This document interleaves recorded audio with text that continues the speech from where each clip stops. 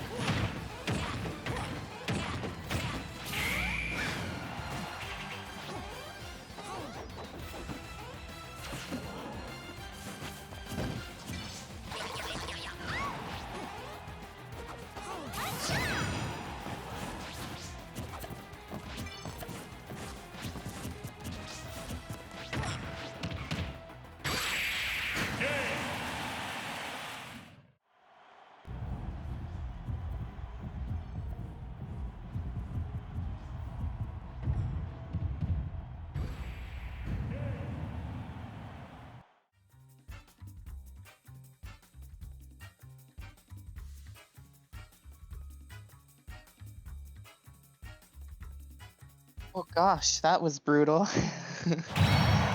Hello. Hello.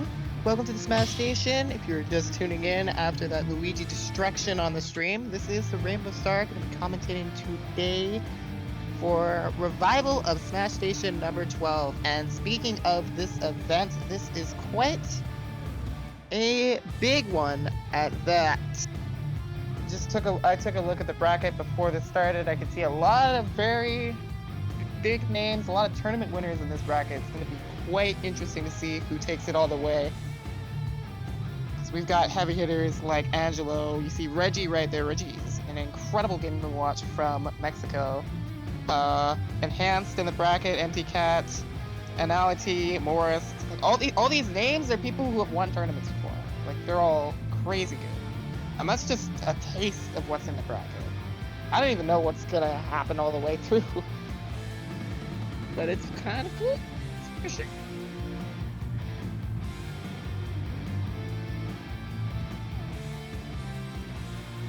But yes. While we wait, we have the wonderful music chosen by Metro Schumann in the background. Jet Black Wings from Castlevania. Nice stuff. Very good stuff.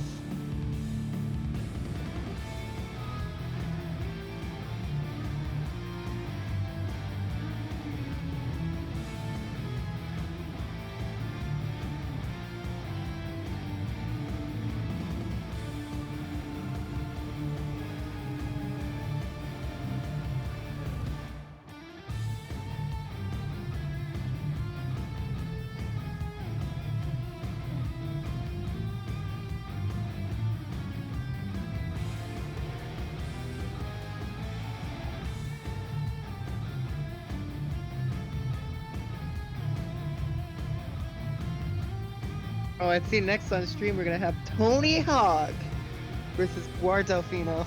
Nice.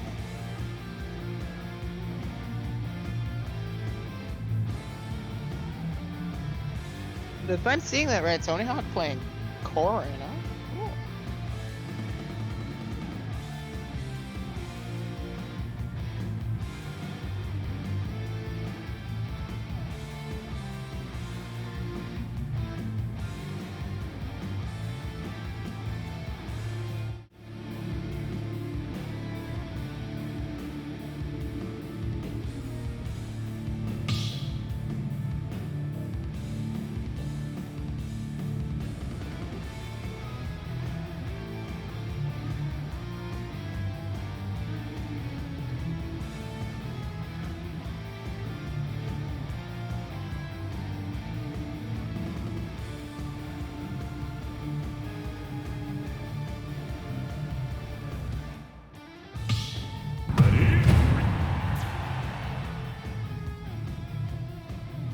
That's such an interesting name, Guardafino, by the way. I'm probably pronouncing it wrong, by the way.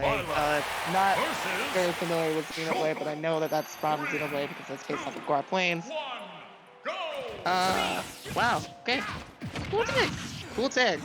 Tony Hawk starting this off with the Byleth. We're gonna get things moving right here. Already 49%, a very solid first string.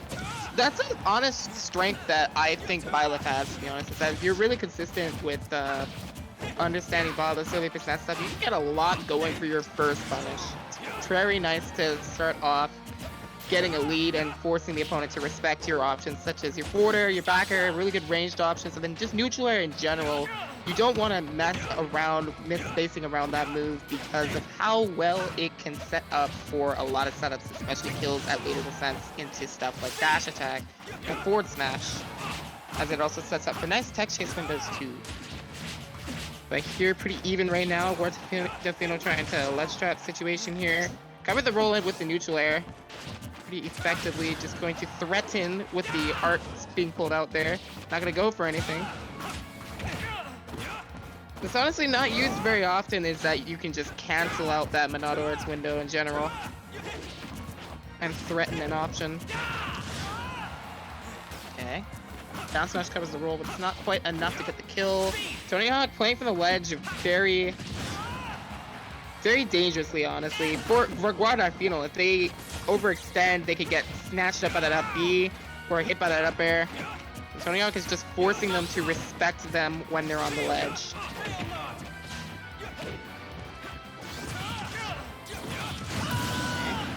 Really good play against the shield art usage from Guardafino there.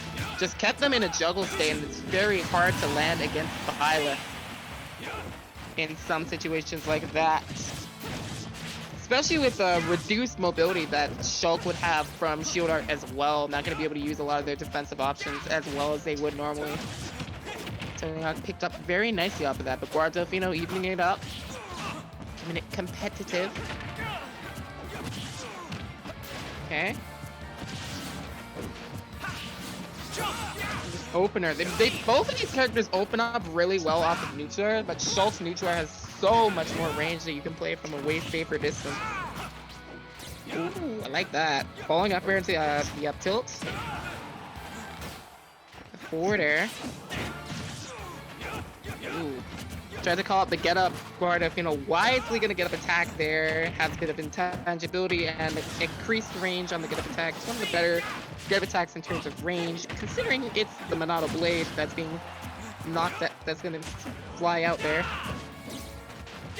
Okay. Yeah, I'm gonna be very curious in particular how Guardafino is ledge trapping Tony Hawk here, because I feel like it's already looking kind of difficult to catch Tony Hawk. A lot of their mix-ups are really beneficial. Gonna take the stock with the upper there. Okay. Went for the smash start here, and honestly, this is kind of like a good matchup to go smash start on if you need the kill and you're at 0, to be honest, because it will throw off a lot of Byleth's combo game. Oh my gosh, but Tony Hawk is not being thrown off at all in this instance. When we're speaking of that, able to compensate for that and get a bit of a frame trap to get a little extra damage before tumbling to the abyss. 64% between the two. Pretty nice for Tony Hawk, but Guardafino gonna use the speed art really well. That mobility that they have with the reduced jump height really helps with harassing with neutral air in particular. It's a great combo opener for Shulk. Okay, that forwarder called out the jump from the ledge. Gonna go to jump here, jump art. A little bit of tricky movement here there. Oh, watch yourself. That was a great snatch from Tony Hawk. Gonna take the first game with the up B to the side B. The error bar, if it would be. Yeah, that is super clean. So the way that Byleth's up B works is very interesting, honestly, because there's a lot of different DI variances. There's moments where you'll sometimes want to wait. You can even cancel out the move when the platforms are play as well. So there's a lot of different variants in how you can follow up and such. And there's a lot of mix-ups that you have to do with your DI as well to avoid situations where you could die earlier. In some cases, that beat can combo into Downer's Sour Spot. Downer's Sour Spot is strong. That move was, it's even stronger than Ballast Release, too. So, kind of a crazy, crazy move to get hit by up there. And something to definitely watch out for. Like, if you do get hit by that, you would want to get hit by the spike hitbox, but you can avoid getting hit by that altogether, honestly. So, fitting music.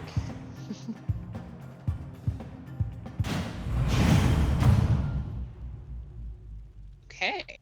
We have a switch from Guard Delfino going to Yoshi. 3, 2, 1, go! Now this is the Delfino, we're talking about like the Delfino Plaza Yoshi. Oh, they both switched, by the way. Both switched. We're gonna keep that in mind. But this is the Delfino that we're thinking of. Yoshi kind of doesn't really live in that plaza. That went well. It's more so just a little bit of lifeless goop. Unfortunately. But we still love them all the same. Because they're Yoshi. We're also seeing Tony Hawk switching to the Corrin here. And I was correct when I looked at the bracket. I do see that Corrin came out in the first match. So this is a bit of an interesting matchup. Like, this is a matchup that would be familiarized with Smash 4, although it'll play very differently because unlike Smash 4, Corrin is, I'm not gonna say a worse character, but definitely capitalizes on Yoshi's weaknesses way less because Yoshi got a lot of additions that really help in their combo game, that really help in, just in general, their disadvantage is very important here because Yoshi getting juggled by Corrin, this would be one of the best jugglers in the game. When in Smash 4 in particular, just the angle, the amount of damage it had, the frame data, all of that was just so strong. And Corrin still has really good laddering combos in this game too. So Yoshi would still have to watch out in this case. If they lose their double jump, that's really, really dangerous. Already starting this off really well. The forward air sets up very well for Corrin for combo starters. Nice little roll behind back throw there. Notice that Delfino was a bit nervous.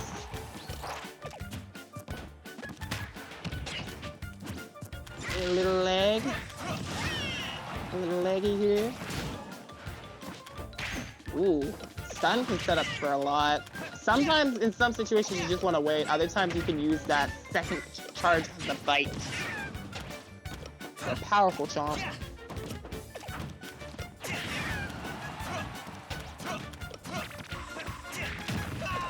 Okay. Gonna find some way in with the egg roll, and it sets them up onto the top platform, so they'll get a little up air off of it as well. Okay. Using that egg to defend themselves, and coming down with the neutral air and the forward tilt. A lot of hitboxes that Tony Hawk had to respect there. Okay. Getting grabbed here. Up throws. Yep, it's gonna kill. Around this percent, up throw starts becoming a viable option for Corrin. If Corrin has trouble finding kills, which sometimes they do because of their lack of mobility, grab eventually just becomes a really good option. Up throw and down throw both being DI mix-ups as well. Okay, dash attack. Just gonna set them off the ledge there. Okay. Shielding Dragon Lunge is very good, especially if they're lower down to the ground when they can. If they kick forward, they'll get stuck right in front of the shield.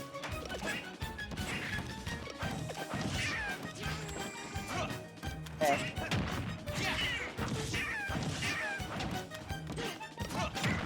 This is kind of what I was a little bit concerned about for Delfino, to be honest, is how I'm noticing they're using their double jump a lot when they're in disadvantage early to try to get out of stuff. Here they're going to mix it up with the Yoshi Bomb, which is honestly pretty helpful in this situation because it will keep away Corrin.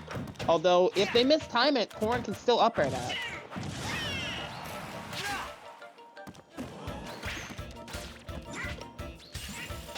Okay.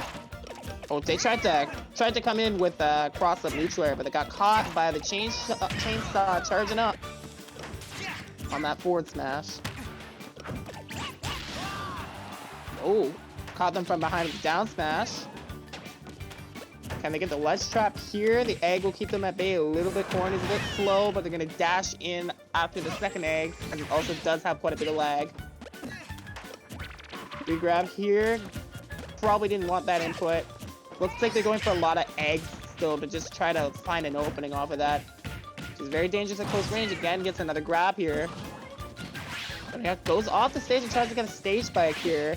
But that kind of gives that stage a little bit. But not able to really capitalize off of that though. The long range on that lance from the forward smash. Not fair, just barely gonna kill. Now, honestly, Guar can bring this back if they can take advantage of Tony Hawk here, because this Corn I've been noticing is having quite a bit of difficulty getting these kills for Tony Hawk, unlike the Byleth that we saw in the first game. But gonna get the read on the air dodge there, just waiting a little bit to catch the landing. That forward smash stops the approach very nicely. Okay, that's not safe though, gonna get tossed to the side.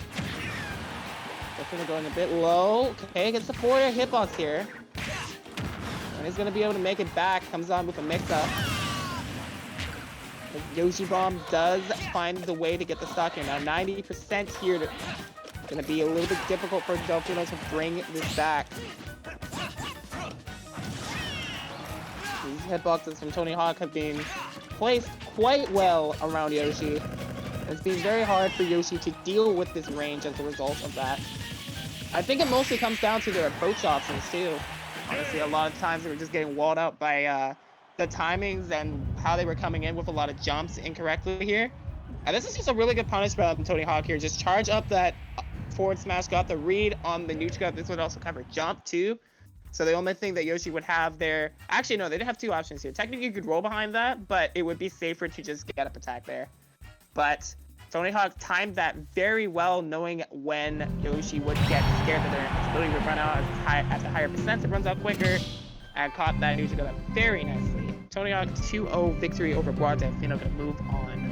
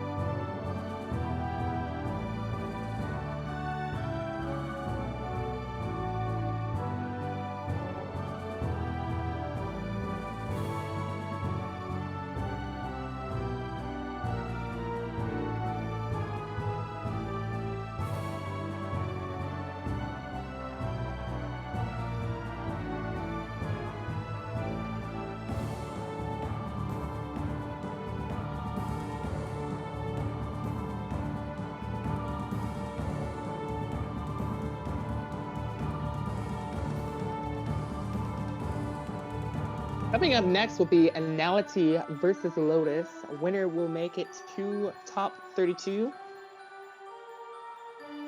This is where stuff starts to matter quite a bit more in the bracket.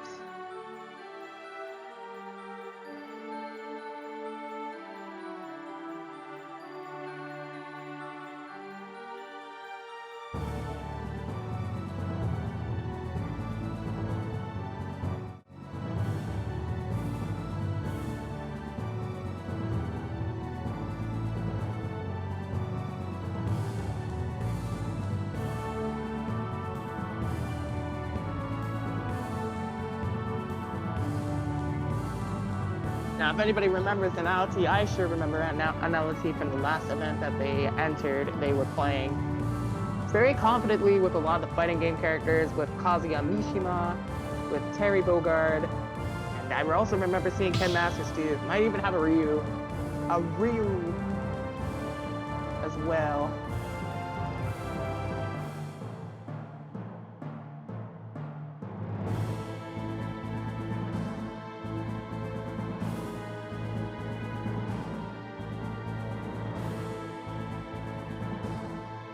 I'm gonna be honest though, when I think about Anality, I actually don't know what their scariest character would be, to be honest.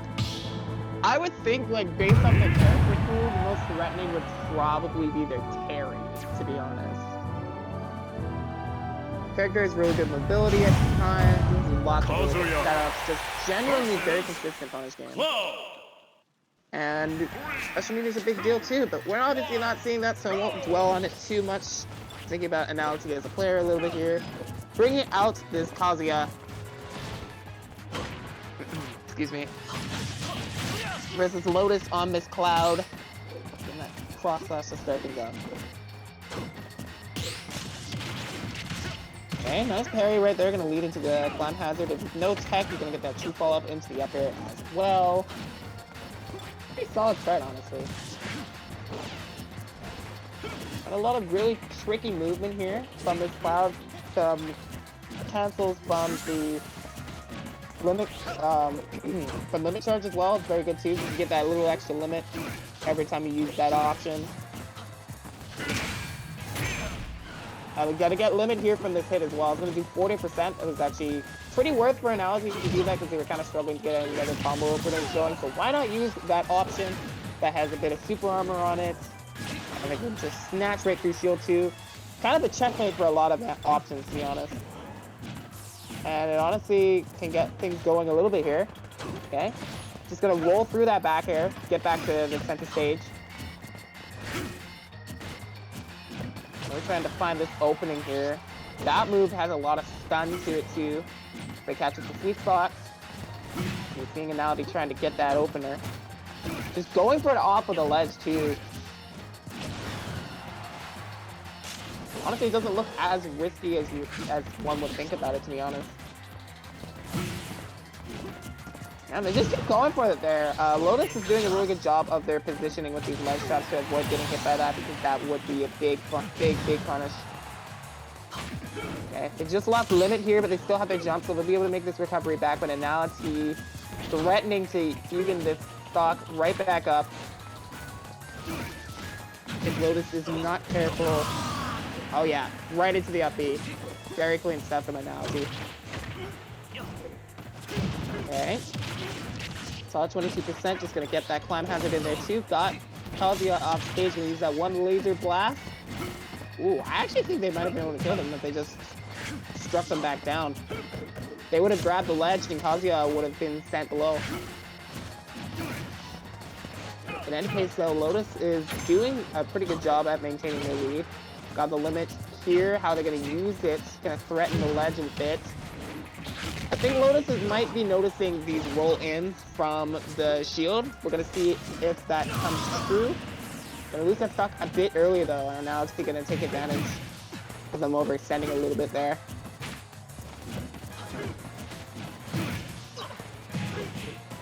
Okay. Ooh, yeah, just gonna shield that. It's a pretty dangerous spot. And honestly, at this point, could probably just look for the grab of the ledge. So Lotus is gonna have to be especially careful about overcommitments here. They will just die at this point. Force the approach with that laser, just as Sakura intended. I'll be smiling down on this game here. See that move being used. Able to get rid of the rage meter there as it goes away faster. The amount of width that Analogy made there lessened it a bit. Okay, got the grab. This is going to be a toss off the side. Early up B to ensure vitality a little bit longer.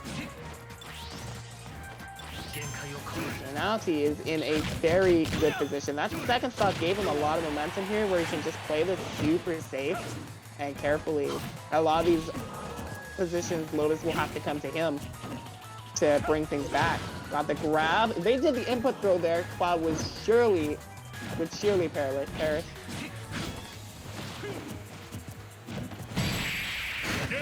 That's an up B out of shield. Yeah. Forza was just a little bit too slow to compensate for the last aerial they did on the shield there. Yeah, that back air. Since they didn't they did like a more like close up back air there. They like kind of leaned into Kazuya there a bit. So it was a little bit less safe than if they faded back that back air. And so that left them open when they went for that forward tilt. Pretty solid stuff from Analogy game 1. Lotus looking like a pretty more formidable opponent.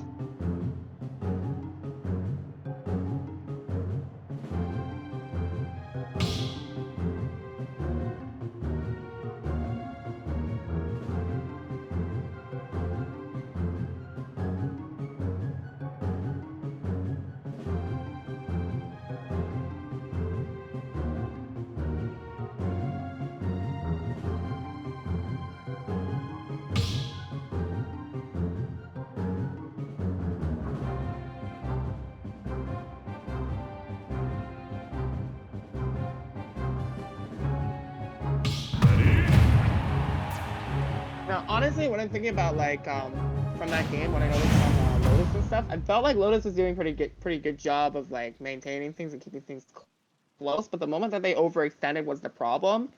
And when they were down, they really didn't do a lot that they could bring themselves back from. And I don't think Cloud's tools really lended to the style that they were trying to play there by playing defensively. So with this drop switch, definitely could see a lot more comfortability with options to force Kazuya to approach here now. Whereas Cloud just had the limit. Cloud just had limit, which honestly is a good option in itself because it kind of forces a bit of a fear factor. I wouldn't say at a higher level, honestly, because top level players aren't really as afraid of limit because you can just camp it out. But more so also having the blade beam, and the blade beam kind of doesn't do a lot either, even at a lower level too. So going with the Rob here gives them a bit more defensive options. But so far, cannot keep this Kazuya out. That's the first stock knocked down by that up smash. Got the grab here. This early percent can set up for a lot for Kazuya. So well, tried to get that command grab on the platform, noticing that Lotus is very defensive in that situation. Already 103% on Rob here too. Not looking like an effective counterpick, to be honest. Analogy is just ready for them to make all these mistakes. Hopefully a little bit more comfortable here. Because it honestly just looks like Lotus is just unsure of how they want to play this right now. They're not confident in how they either want to camp them out or pressure them. And they're just messing up a lot of their spacing whenever they're trying to pressure them, which just leaves them even more open here. There's just that stun to the side B that I was talking about. Didn't get a super big punish, but still got something that mattered. Command grab right through the shield. That gyro wasn't going to matter, and caught the rise off of the ledge with the down smash to Analogy. A 3-stock victory will be found swiftly.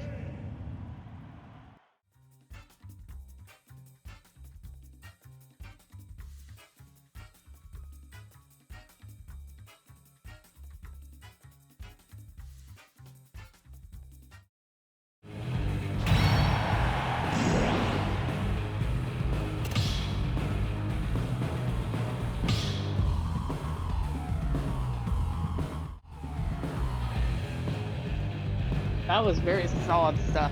And Analysis is going to move on into top 32 when his side will be very quite comfortable there.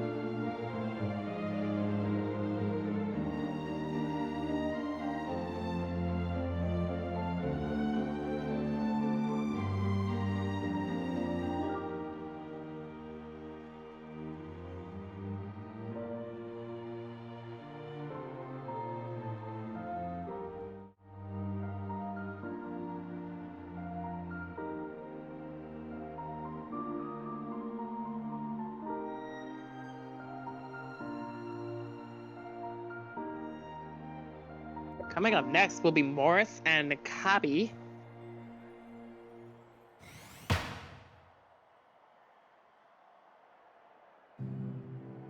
So I'm seeing Rob and Hero on the screen.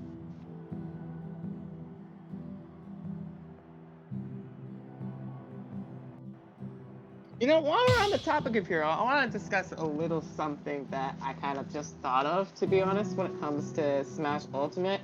You know how there are quite a few people who would consider Byleth, in terms of their viability, they would call them a counterfeit character. I would honestly say that Hero also is quite a bit of a counterfeit character as well, with having just a lot of resources that are pretty good against like certain matchups, but other matchups if he's gonna get hard pressured or I camped out, to be honest. I don't think that's the problem. Honestly. It's either they get out frame dated or they just can't really close in on some characters. But they have really solid tools just for pretty much any situation, to be honest.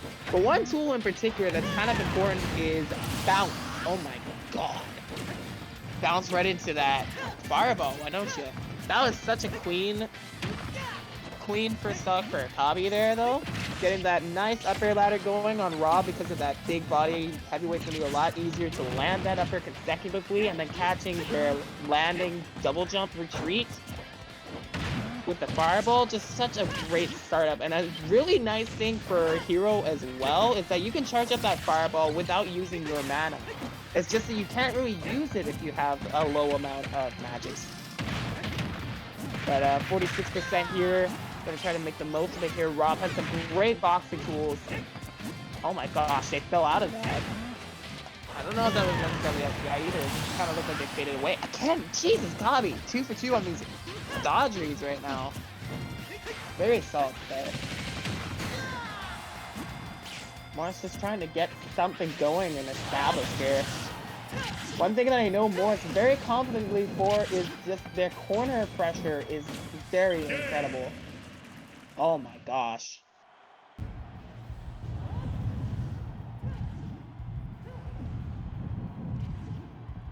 That was a quick game one.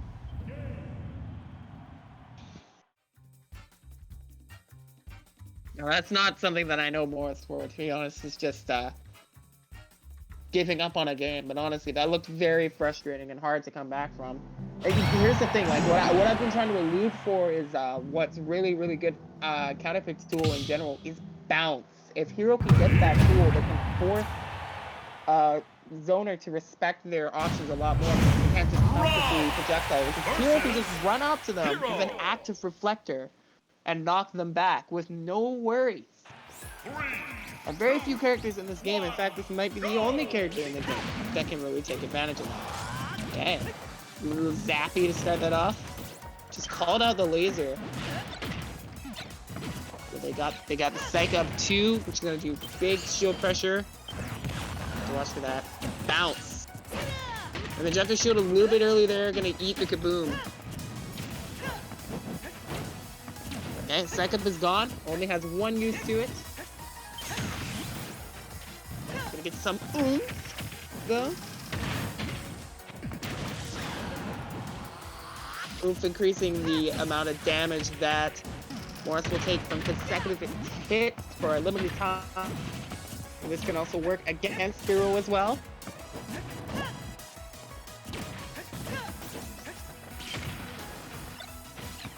Hey, Flame Slash. They stepped out. As a result of using that Flame Slash, see, they were low mana there, so they kind of had to get out of that situation quick, try to establish some control, get some hits going. It's important for Hero in situations to hit the opponent. And what I mean by that is when they're low on magic, the only way that they get it back is over time or just by hitting the opponent, which also works on their shield too. Oh, by the way, your shield is correct.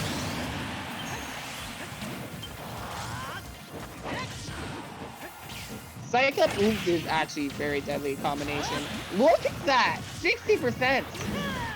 The Psych Up is gone, but the damage has been dealt. And the down smash too, just threatening the chance of a critical hit. That gyro actually stopped the whack from even being a threat. Okay, pairing the first hit though, Morris finds their opening on that. And only a little bit one. Sometimes canceling through Rob's down tilt looks way more difficult than it honestly probably is. Because I expect so much more. Ooh, yeah. Reaching them with that up tilt there. Still had the psych up on there too, so that's definitely gonna kill. Kabi in a really good position here. I think this would be an upset if they won the set here in terms of the seeding, so.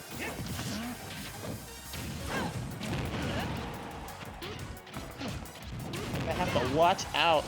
Morris not doing as bad as game one though. Definitely got things a lot closer, and if he can close out the stock here, Morris will be a lot more comfortable on that last stock. Gonna see how that goes. Gonna get the zoom. Kind of just opening that menu early so they had multiple chances to use it while they were recovering, and I like that a lot. Ooh, went a little bit deep there. Oh, Kabi went all for it too. I actually don't think Rob would have died there, but they could die. Ooh, yeah, that's good that they mashed out of that quick. Gonna hold the shield too. Doesn't do super big shield damage. Kaboom. And Kaboom is not affected by Psych Up either, so that you can't really increase the shield damage that move does. Certain moves kind of work like that. Okay, Psych Up is gonna be gone from that. Oh, that shield pressure! That was so good to spot dodge at the very last moment so that you don't lose all that shield health. This play from Morris is just a little bit slower than I'm used to. It's kind of really hard to bring this back for them. Okay. Like the spacing for that neutral though. Just reaching around Hero who's trying to get mana back, recognizing that you're going to take advantage of him swinging hitboxes and outrange him. Okay. Gyro out of shield. Got the scout out of roll. Does not find it. Kabi gets some space. Not a lot of mana to use their higher damaging spells right now. Can help. Got the Psych Up though. Got a buff of importance. Got the toss. That's it. Just gonna get thrown into the sky. That's getting 2-0 in Kabi's favor too. Just like looking at how carefully Morris was trying to play around that, but in that moment, Kabi just waited and they saw the spot dodge. They saw the opening, just tossed him away. And the thing with Psych Up as well is its effect, as I mentioned before about one hit. If they had mistakenly pummeled there, they would have actually lost that huge knockback buff that they had on that throw. So that is something to keep in mind as a hero player, not to make that mistake. Kabi did not. Kabi confidently 2-0 here, gonna move into top 32.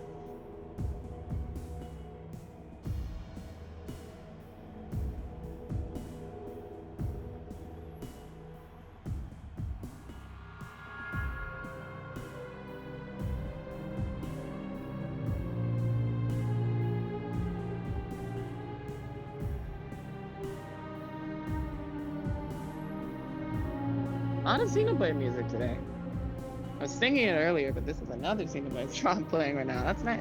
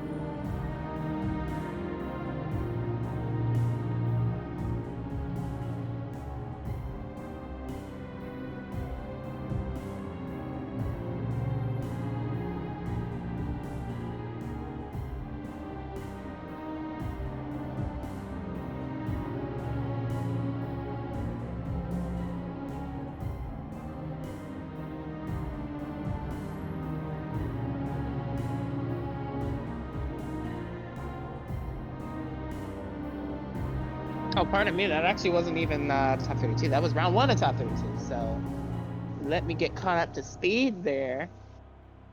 That puts Kabi into winner's quarters of the bracket, actually.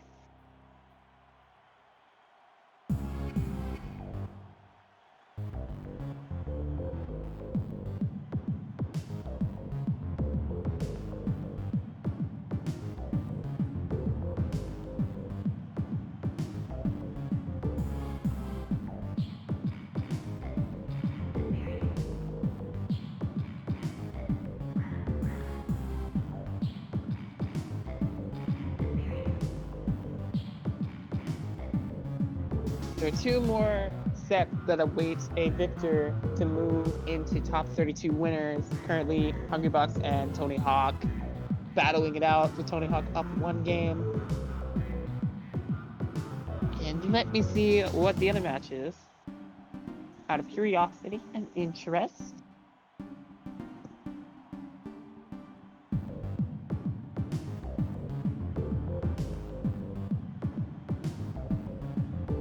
Oh wow, Greenlight's been winning quite a bit. I see. Okay. So that's actually waiting on two sets. Greenlight's waiting for the winner of Ted's versus Albert. Wait. Isn't this set? Huh. I could have sworn this set was like already 1-0 like a while ago. Oh, yeah, that was.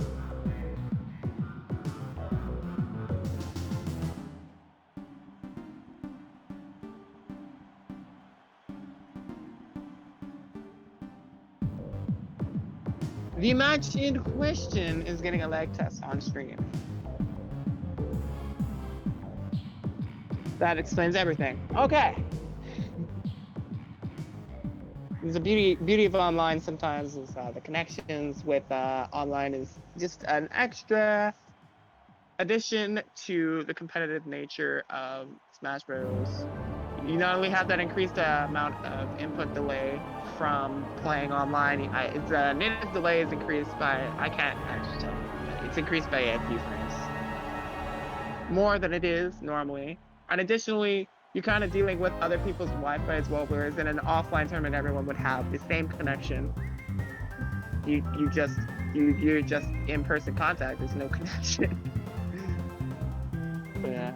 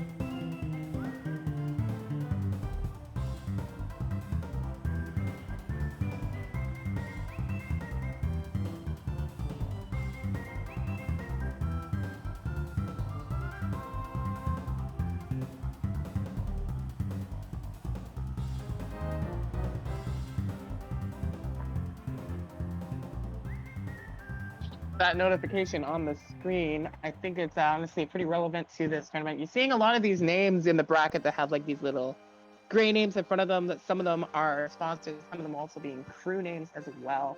And if you're ever interested in the Smash Ultimate Crew screen, it can be a great place to grow, meet new people, and get a lot of necessary practice. As when you're playing in offline tournaments, there are going to be some matchups that you're not going to be familiar with, but it's a great idea to play in the online atmosphere, at least to learn these matchups, and crews can be a great place to do that.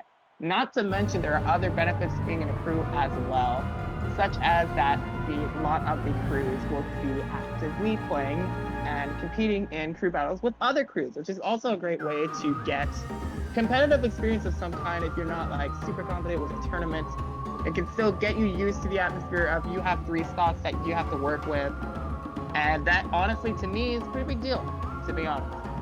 Another thing on here, there's a subscription goal for this tournament. We currently see that it's 30 out of 35. If this reaches that goal, there will be a pop bonus added to the next Smash Station Weekly. So that is an incentive for subscribing if you would like to contribute to that.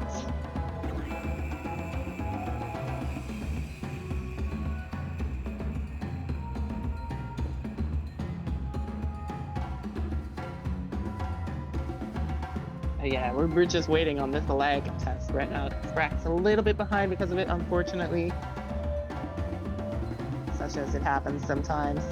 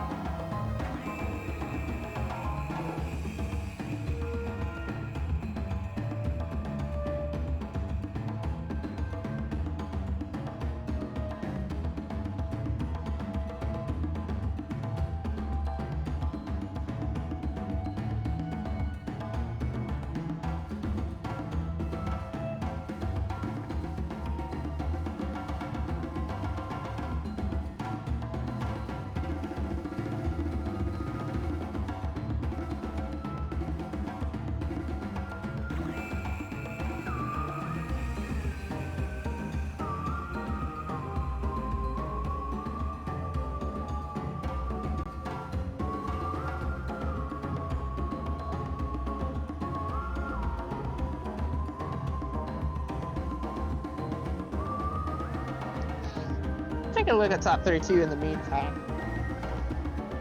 While this is catching up a little bit here.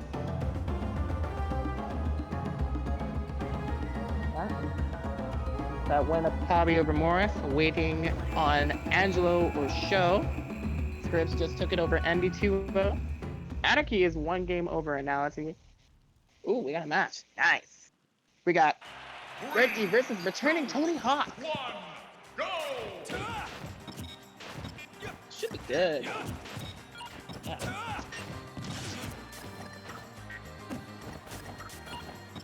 So if you're not super familiar with Reggie, you completely understand that Reggie is another really strong Game & Watch from Mexico. Was actually very prominent in Smash 4, I think, but in this game they've been grinding it out, trying to make things work.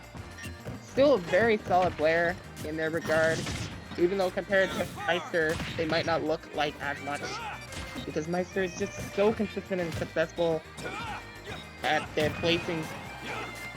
Very heavy mainstay in top 8s at that, but Reggie makes their mark in their own way as well. Some really solid ledge trapping here with the chef usage here. That's turning out already to 122%, but Game & Watch is as light as paper as he is a 2D being as well. That sour spot in the forward smash wouldn't even matter. It covers the roll and it's gonna kill. So if Reggie picks their getup at the wrong time, they will just explode. Oh wow, speaking of explosions, I've never seen that. That is not something I see very often, but the bomb off a forward air can combo into stuff. I didn't even know you could kill Sada bombs with it though, that's kinda cool. Very nice way to even things up for Reggie.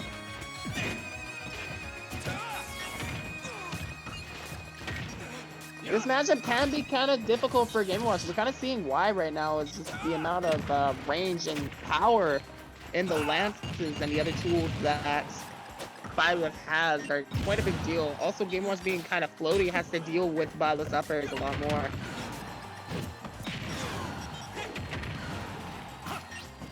But when Game & Watch wins this neutral, they can consistently get pretty helpful percent.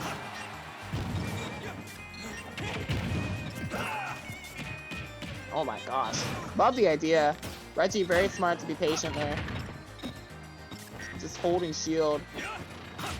Honestly, in any moment versus Byleth, holding shield would be pretty good because a lot of the options that are pretty deadly against shield, you can react to, such as the down B, which, I mean, you wouldn't see that option in play anyway, but down smash, if you see the start animation, you can spot dodge and roll it. Down air, you would want to get out of the way. If you see the Byleth start to jump over your shield anyway, that's when they're going to go for that kind of thing. So, honestly, for this matchup, Game & Watch holding shield is really important in situations under pressure. Because the best that Byleth could get that isn't as reactable is getting a grab, which doesn't true set up into anything at kill percent. But getting the kill is a big deal right now for Reggie. 151% on Tony Hawk. Been playing this very well. Caught the jump above with the up smash. That will kill soon. Okay, the one chef to bait the approach, bait the option. Dash attack's not going to do it, but catching the tether with the back air will. Such a long-lasting hitbox. That turtle keeps snapping. Okay, got the grab here. Should be a lot of percent. I got 45% for it. You're just going to keep them going. Bit more, 61% cop into the platform. This is that quote-unquote tax that a lot of commentators are talking about nowadays. It's actually pretty beneficial for Game & Watch. Winning that one early neutral exchange, you got things all the way back to even. Getting back in the ledge situation though, Reggie just jumps above wisely. Mixing up how they were getting off of the ledge too. Okay.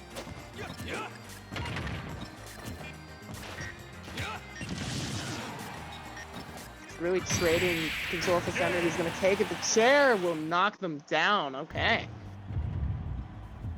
That's so close. Let's just have a little look at that replay here, honestly. I think that back air, yeah, it set them up. They had no jump. They were forced to land. Reggie just punished that landing with the most effective option they could. That was a close game. Very scary game for Reggie, honestly. A lot of times it felt like they were playing from behind, but they played that last shot super well to make up for it. Ready?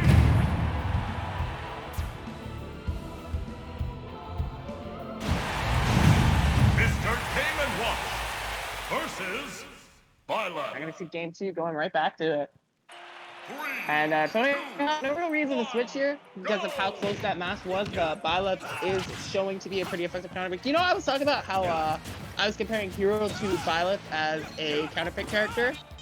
That's what I was kind of trying to say earlier. I don't think I said it the best I could, but like I would say that, yeah, this is an example of Byleth being a pretty effective counter pick character. Because Game & Watch is a pretty relevant character in the meta in some cases, especially with Meister doing well at a lot of events. There's also some other Game & Watchers here and there that are also pretty important to know how to fight as well. Byleth is a character that can deal with a lot of what Game & Watch has very well. Despite being a very slow mobility character, that range can still keep out Game & Watch. And the threatening presence of the lamp attacks and arid bar Actually, I think that's all I am. Oh my gosh. All of the side attacks are using air bar, I'm pretty sure. Then Failnaught is using the neutral attack. The down attacks are all the axe. I forget what that one's called. Spelled it.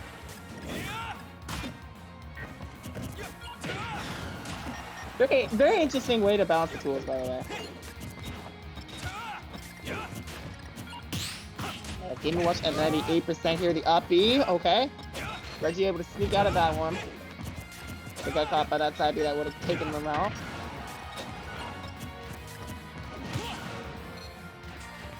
Okay, I like the empty landing into the grab, but again, that's the thing, like, even if you know they're gonna grab there, it's not really gonna lead to a big situation there, but cornering them certainly does help Byleth a lot. So we get the stock off of that there. Only down 60% right now.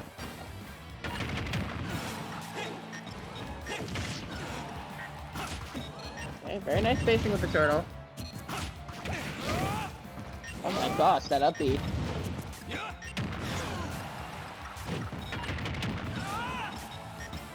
Getting good with that move in particular just really helps the Byleth player, I imagine.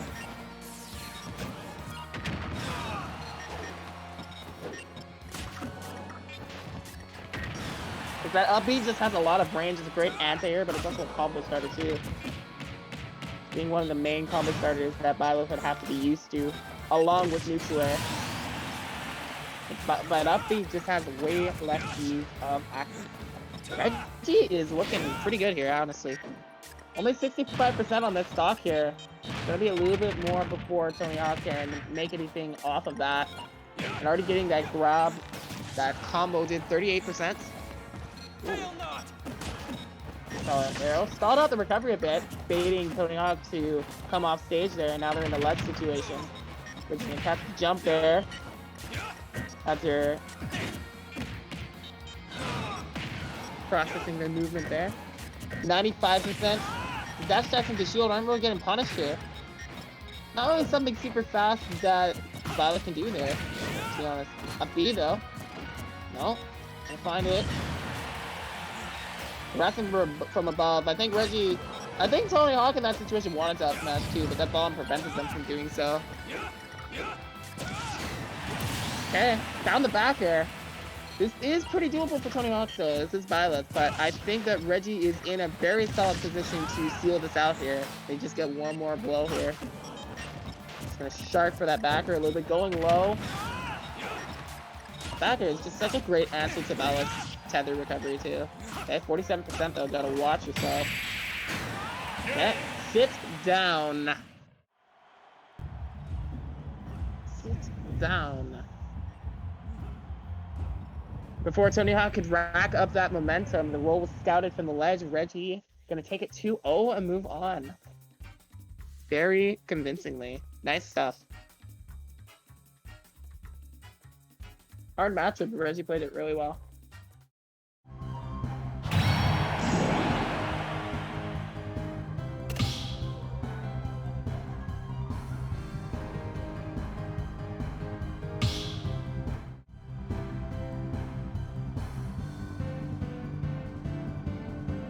Yeah. We have almost everyone set up for top 8 here at this point. Got Analogy versus Scrapes on one end. Go versus Cabby. No problem. I actually don't know. Alright, great. Waiting the winner of Castle Greenlight or Ted's.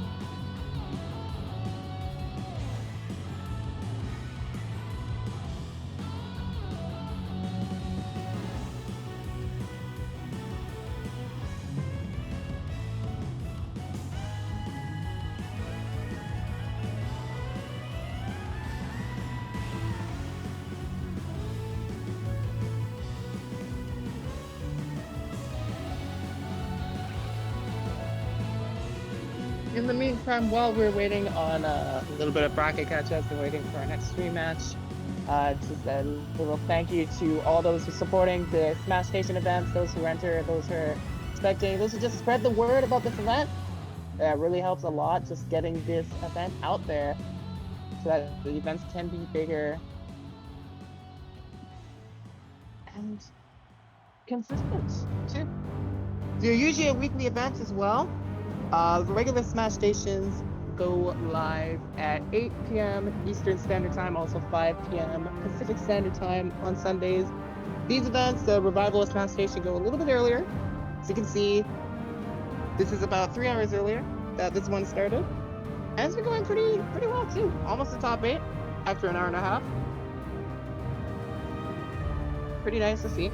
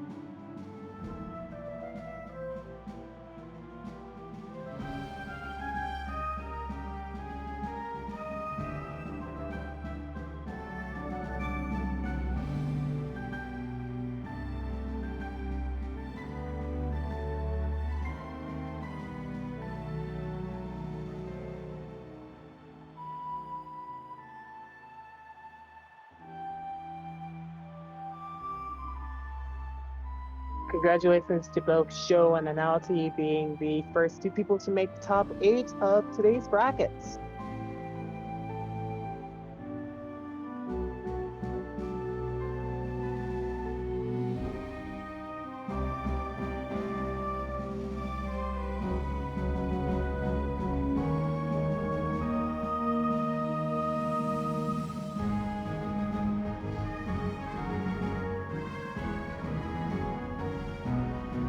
And Reggie taking it over. Hunter.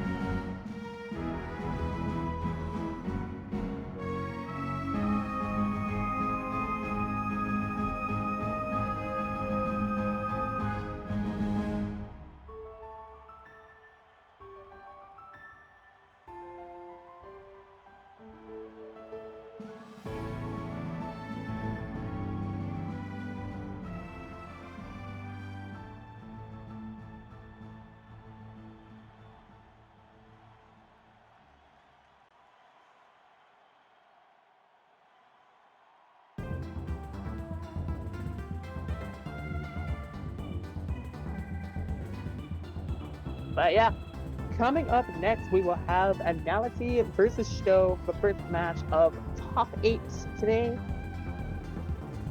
Should be a good one.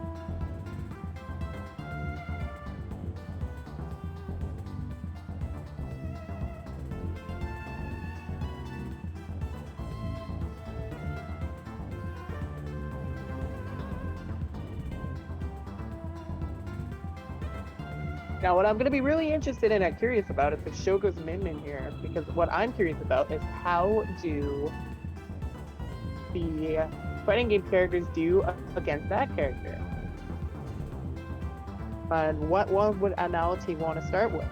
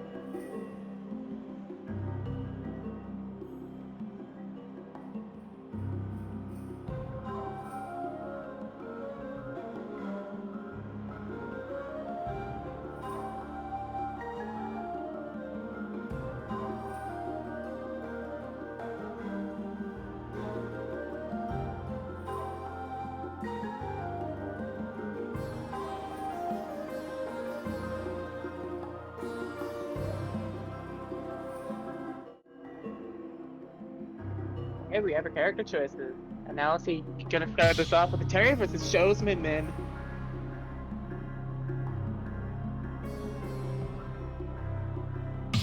When I look at their cast at a glance, I feel like Terry is their best option here.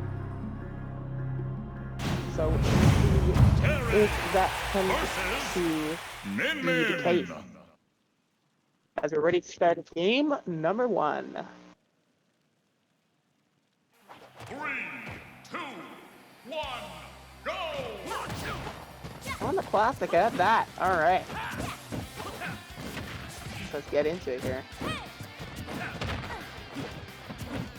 Wow, interesting. From that distance, they were able to grab the double arms.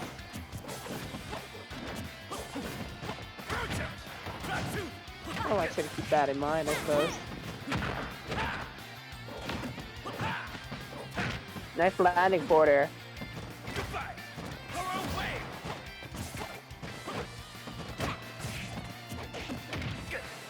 Hey, ooh, okay. Got the grab off the flank there. Also kind of gets a laser there, but it's gonna get taken away because Finality went for that throw there, and using a throw on Min Min after they get the powered up arm will immediately get rid of it. Otherwise, there's a bit of a time to how long Min Min can use it. Going for a lot of grabs right now, Finality. Not going for any like super big punishes, but just trying to whip punish Show whenever they make a mistake.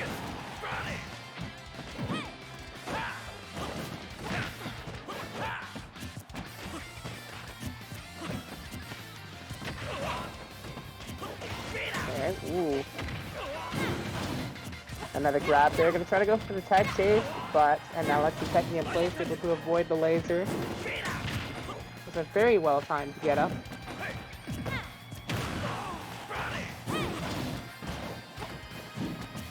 The special meter on Show might be a little bit more uncomfortable just trying to knock him away, and Alex he finds their opening there with the jab jab power dunk closing out the first stock.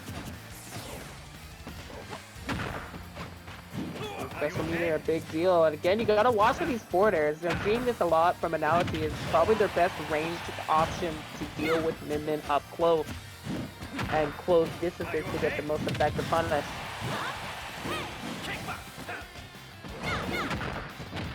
Okay, how does Show find the stock here? The neutral opens up for a grab. Analogy's just really slowly chipping away at this battle here to make Show impatient. Seems to be like the battle strategy here. Gonna knock them away with the arms though. Get the first stock going.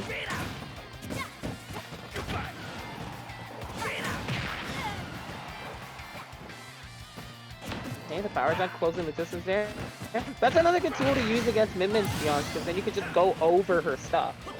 Because of that arc that it sends Terry at. They find that stock too. Okay.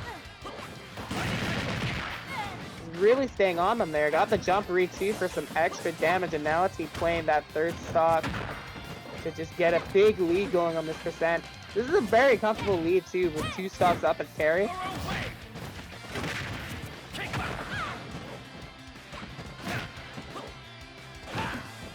Okay, these chops right now. Ooh, okay, can they capitalize off of this? No. Gonna go for that low recovery there. Just has enough time to get the windup going.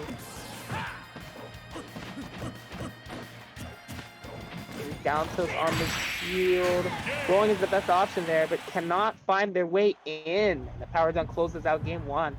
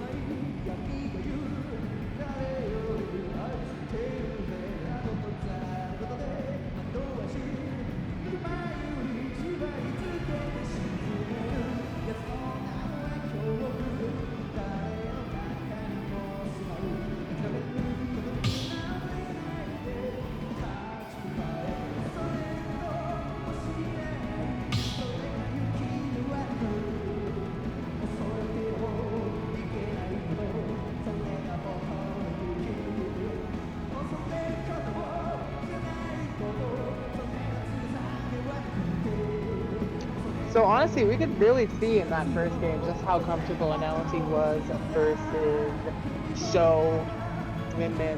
Like in terms of like that match, you could just see like a lot of comfortability there. So it looks like Show's just taking a little bit of a breather outside the arena for a moment there before hopping back in to start the next game.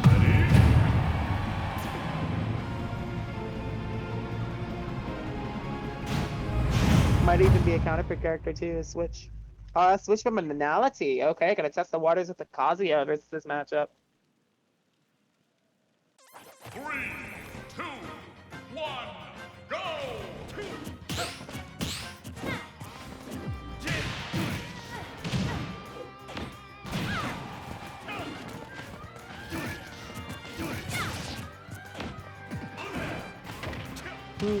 Okay.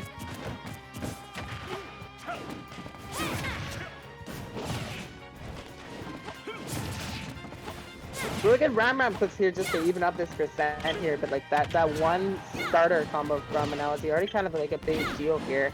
Sho can already sense that the game plan here is a lot more about keeping the opponent out. Kind of don't want to whiff these arms because that's the openings that Analogy needs, these whips. And they can close the distance from quite a further distance than you would expect too. Min Min is known for having very safe poking tools that a lot of characters just have a lot more difficulty with. It's like, imagine like safe poking tools that are safer than a lot of other characters in the cast. Very few characters that can contest these arms at that.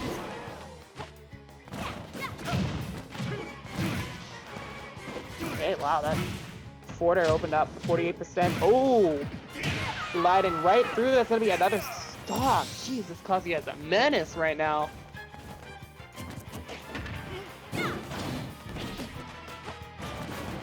What does Sho do here, honestly? Like, I can see where the whiffs are coming from, but I feel like they don't realize it themselves.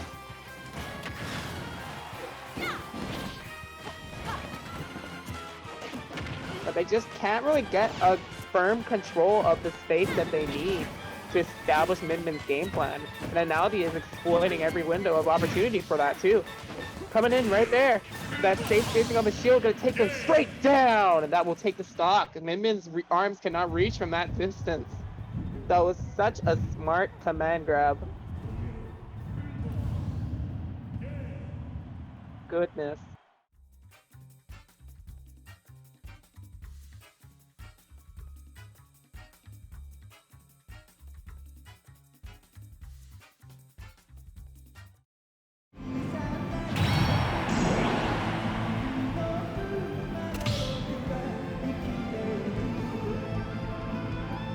I think the scarier thing here is that Kazuya did even better than the Terry in this matchup.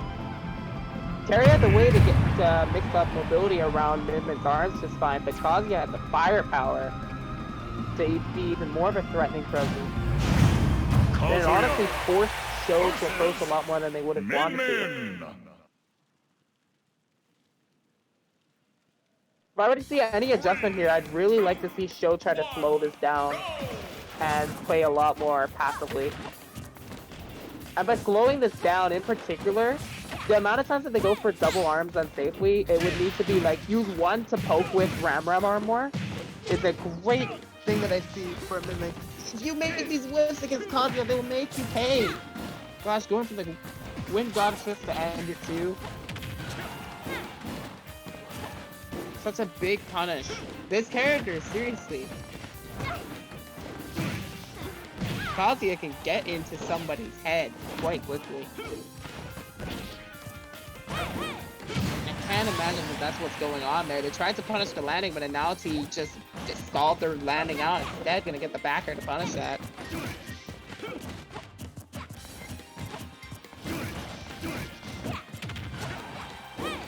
Okay, got some arms there.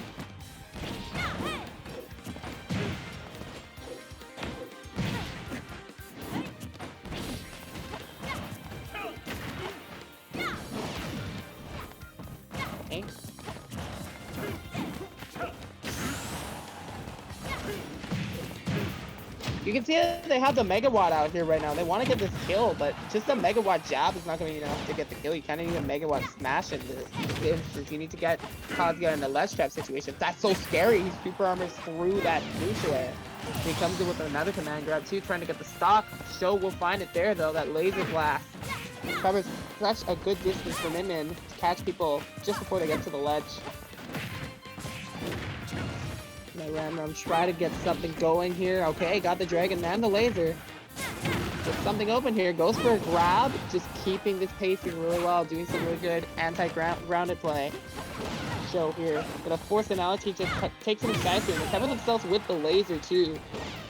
Got that rage art on board. Just gonna run up and catch him right there as they're landing with the neutral air there too. Because they see a lot of times where Show tries to use that as a get off me option and they can just go right underneath it and then punish it in that way. You don't really have to try to air Min when she goes to the air like that. Just going for the anti-air is much more effective. That up B. Ooh. Oh no. Okay, they were close to the ledge that they thought they could dare dodge there, but no, they could not. That ended up causing them to SD. It's unfortunate for a Show to go out like that. But regardless, Analogy with a very clean 3-0, establishing dominance in that set, to be honest. It was a very commanding set. Gonna move forward into winning finals. Congrats to them.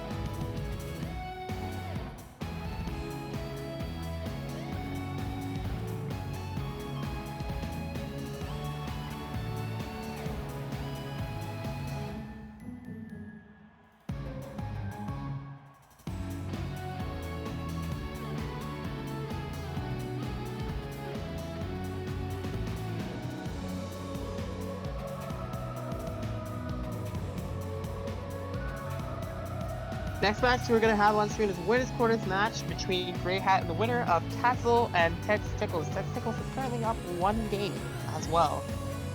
So it could happen soon, do you think?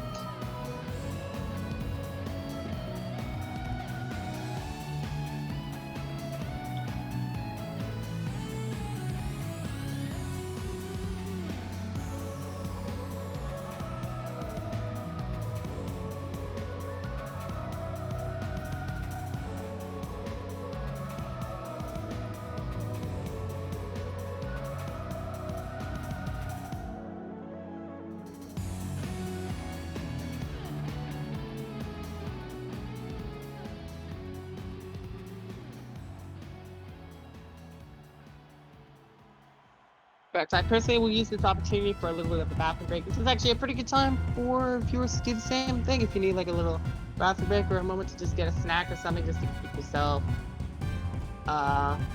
energized, or just get some water, stay hydrated. Always important to stay hydrated no matter what time of year it is. Water is an essential to life. Yeah, I'll see you guys when the next set comes up.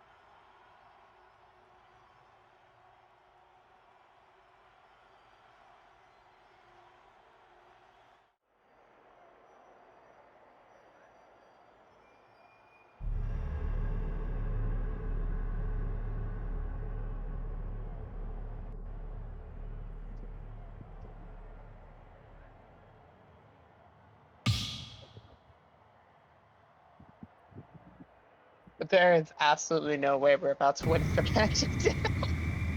Oh my god. Alright.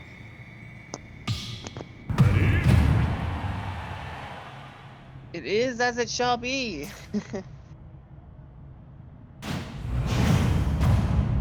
Banjo and Kazooie versus Banjo and Kazooie. One, go!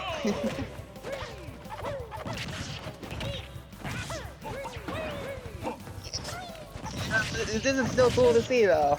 You know, like, it always brings a smile to one's face to see this character represented in some way in modern media. Banjo and Kazooie, such a forgotten franchise with such lovable personality and level design in general. Well, it might not be anybody's favorite thing to be in there. It's a good thing they're in the game at all, honestly. You know? And I do quite enjoy a lot of the setup play that this character has. A lot of their up-close tools are pretty fun to use too. Yeah, I mean, let's talk about the character. Let's talk about the match so far. We currently see a nice lead so far for Testicles. I feel like this matchup is one of those matches where it's honestly very important who gets the percent lead here, because these characters can both shift each other away a lot. That parry is going to lead to a big punish for Ted, too. Solid. Much more comfortable lead here. Gonna get the back throw off there. Might have been a misinput there, because I'm pretty sure they would have wanted a down throw at that percent, down throw up to, I think this is the point where it would kill. Definitely at 150.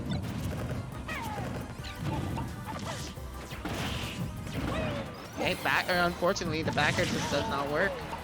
You've got 4 Wonder Wings left, gotta keep that in mind.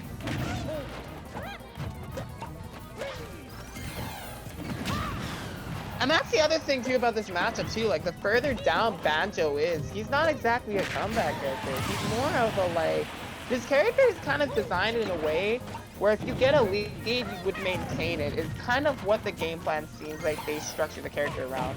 Because you have tools that are in a way comeback tools, but you have a limited use of them. The more stocks you have, the more use of that you have. Otherwise, you just have to play like super clean neutral to make comebacks at this point. That's what Grey Hat's trying to do right now, is just get these combos started without having to use expendable resources.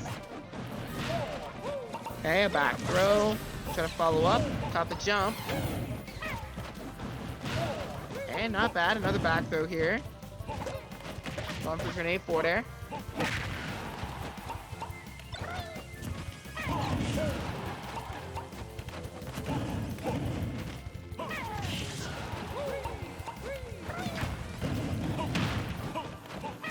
Ooh, effective trap. Gotta watch himself at this point. They get put into his shield again.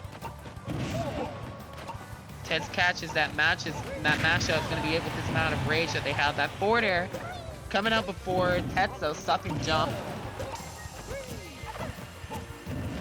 Okay, Grey Hat here. Looking for the back throw. Yeah, exactly. That's why they faded back. Gonna toss that side B out. It's gonna be game 1 going to Ted's.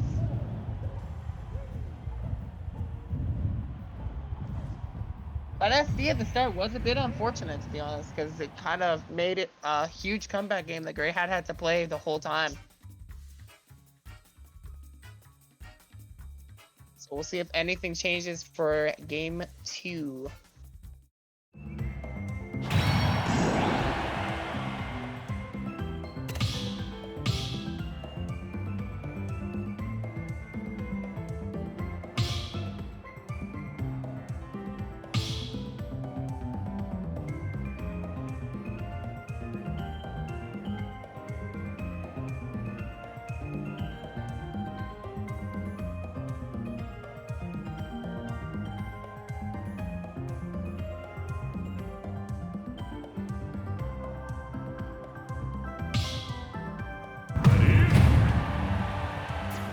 Checking it out. I'm gonna look at the bracket just to see if there are other characters that these players have, but this might just be both their mains. Might not be a secondary. 3, 2, 1, go! I have to imagine that this isn't a super comfortable Ditto matchup to play. A lot of Dittos in Smash Bros. Traditionally are not really well received, and a character like this kind of Ditto can be very frustrating for sure. Especially the way that I described that if a character gets a lead, you kind of struggle to get things back in this matchup. But we'll see, honestly. Right now, Ted's is looking like the more confident player here, just going off of the momentum, go for that forward throw just to get them off the stage. I think forward throw for Banjo is probably the best throw they have for a setup, to be honest. Because then you can do the forward throw and then you can look for their next option and punish them off of it a lot more effectively than, say, an up throw or down throw, which is only really used at kill percents. It's not really a setup at a higher percent though for characters. Just doesn't really have those openings that they need for it. Okay, dropping the bomb on them though. They're catching up in the percent here. Ted's looking for these drag downs to set up for something like a grab there. Do some good damage, gonna avoid that Wonder Wing as it swiftly glides below them. And I respect Banjo's shield there as it had the grenade.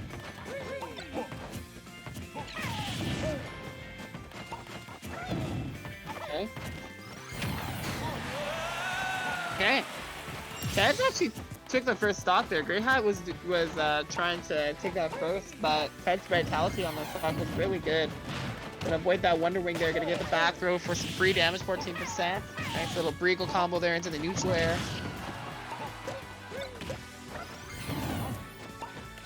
Yeah. Wonder Wing, completely useful option there in that instance because it completely nullified the grenade trap that Grey Hat had in mind there.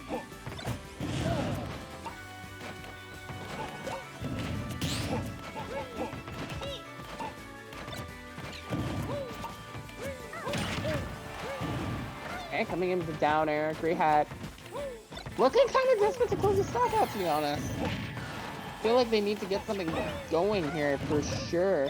And they've already used 3 Wonder Wings in the stock in the process as well. Okay. Okay, finally caught them with another Wonder Wing there. Gonna close out the stock, 79% to them.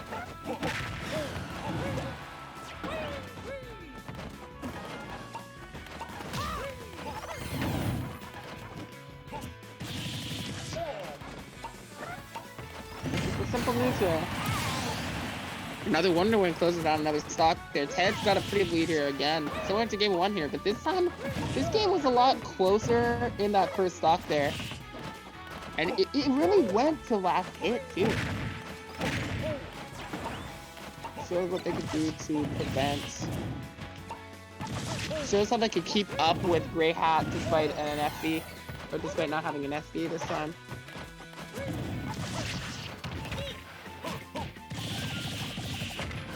Ted's punish game has been pretty solid all in all too. Just really maximizing the damage anytime they get an opening. Okay, gonna get that down smash there. Really unsafe move on the shield is Wonder Wing. Even if it can cross it up, it still has a lot of lag on the move.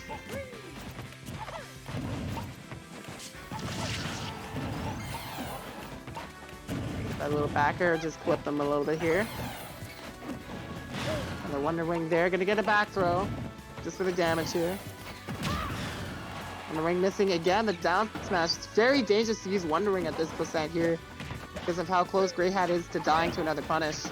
Going off stage for the stage break, Ted's trying to end it here. Straight downs keep sending them behind, I'm noticing, so they're not getting the grab they want. It's no big deal. Need to be to poke them here a little bit here. Oh, that turnaround was so crispy there. Got that first neutral B and they cross up the shield and that completely threw off Grey Hats. We're gonna see again right here. We're gonna see that play. Just wow. You see like they're standing there, right? They're expecting them to land right in front of them. But the way that Ted's approached the shield there was really tricky and honestly great stuff there. Taking the set 2-0, we're going to move on to face Reggie in winners semis in top 8.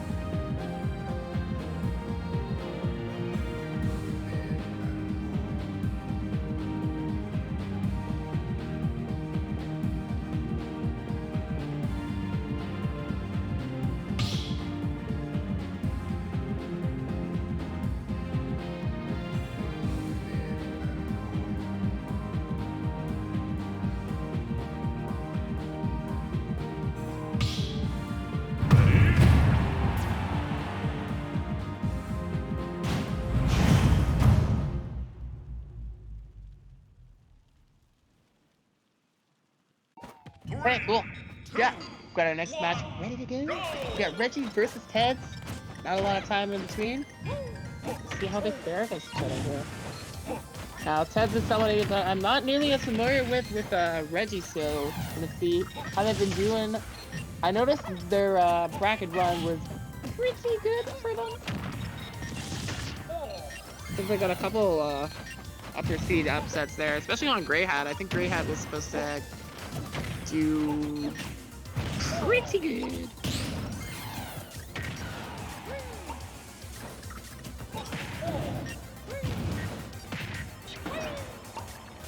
Up against Reggie here, you got that bacon coming out from our chef there.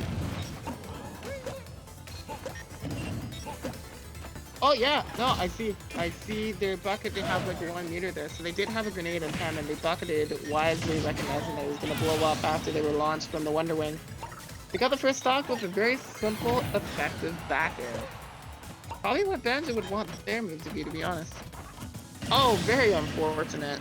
Wasn't able to air dodge fast enough.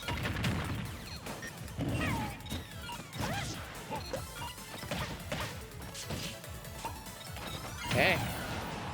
And Ted's making up for it big right there. Caught the jump too, that's 40%.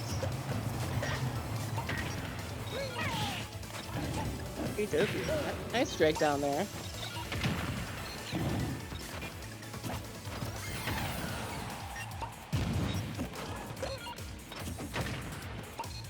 And the fourth throw too. Like, I'm really liking Ted's aggression right now, how they're just continuing to apply this pressure and stay up close and personal. Just wow, like honestly, against Game & Watch, I feel like a lot of matches you want to play at a distance, but when you're Banjo, I guess you kind of can't really do that because Game & Watch will just absorb or reflect your projectiles. So honestly, pressuring is the way to go right now. And it's looking pretty good. They catch them before Reggie can do an option such as a not be out of shield. Getting a lot of reward off of that. Missing that Wonder Wing though. See the bucket coming out. Lots of damage off that down smash landing. Gonna even things up quite a bit for Reggie. But look at that back air. Gotta find some way off the ledge right now, Ted. And they will succeed in doing so. It was a very tricky spot, especially when they went to that downer too. They didn't get off the ledge quick enough. Okay, nice down smash. Gonna get the slight lead. They've got no more Wonder Wings here now, so they're kind of forced to telegraph the recovery a little bit more. It's either they're gonna air dodge to ledge or they're gonna up B the ledge at this point. So Reggie keeping them in the spot's gonna be very good. You see them using that grenade just to absorb its power. Bucket's almost fully charged up. Okay, got the neutral here. Should be some pretty good damage. Taking them off the side here, gonna force a Wonder Wing out.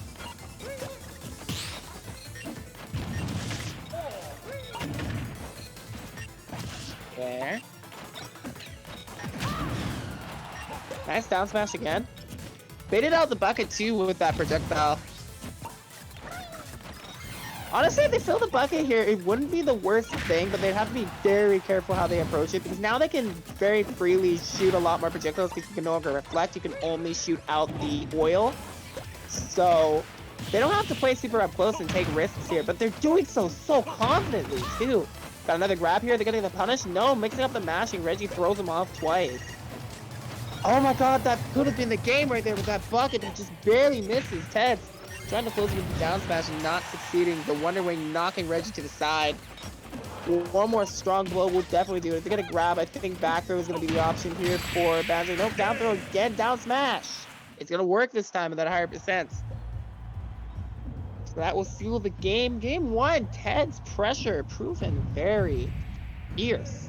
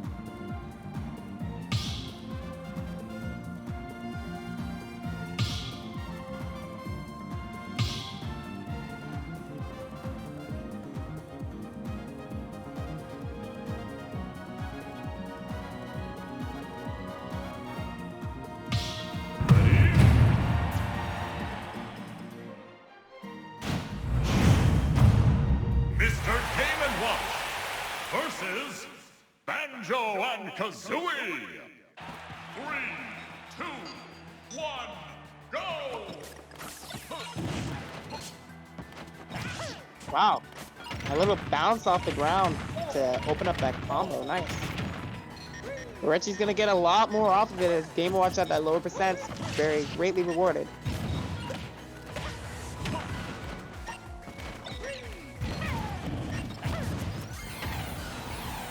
Hey, geez, the battle is very quickly turning into a minefield in this game, as Reggie's dropping these forward airs here and there to cause pressure, while as Ted's dropping a lot of grenades.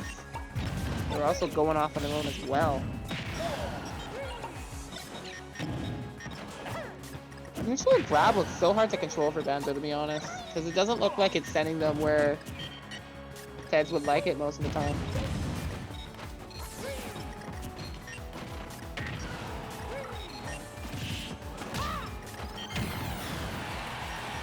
Okay. The down smash baited out the up smash there. Ooh. I love the little turnaround there with the neutral B there. If that landed, that would have set up for the kill. Oh, caught the jump out of shield too. You know, I noticed that Reggie jumps a lot out of shield more than up B out of shield, to be honest. It's interesting to me because up B has that intangibility to it, but the jump is just so much easier to punish here. A lot more dangerous, honestly. I wonder if there's any particular reason why they're not really using up special as much in this, if it's a matchup thing that I'm not familiar with. But it does seem like a pretty good escape option because Banjo doesn't have very good juggle tools in this matchup at all. In fact, has some of the weakest juggle options in this game, if I'm gonna be real with you.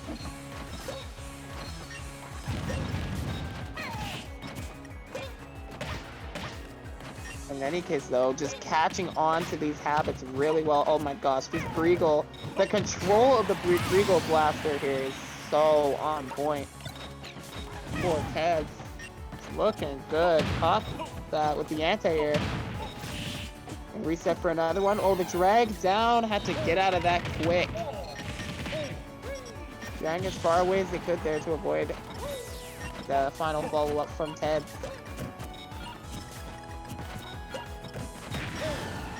Yeah, that's that thing they have to watch out for. There's going to be an up B out of shield, recognizing the overcommitment on the shield on that neutral B.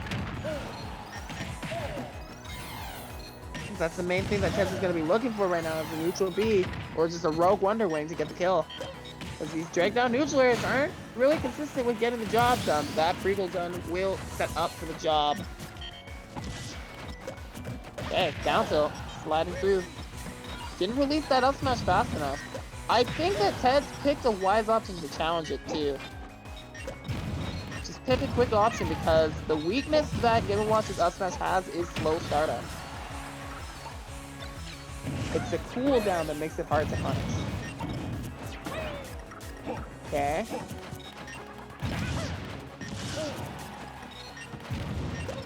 So we'll cross up there into the forward tilt. This is just expecting into the shield to go. Okay. They just got a bucket use there. I'm not sure if it's the last bucket though. Okay. Giannis really taking the stock to Reggie here. Giannis stays pretty late on Banjo. Okay. This is the last stock Game & Watch though. This is like where the character can turn around momentum in a flash. I love the grab on the ledge there, forcing the regrab. Oh, Ted's no. Okay, never mind. They're good. For a second there, I was like, oh no, the SD? That would have sucked for real. Okay. Like that forward air there, challenging Game & Watch's hitboxes. When they're coming in from the front like that, the best that Game & Watch could do there would be neutral air or forward air, which both would get beaten down in that situation.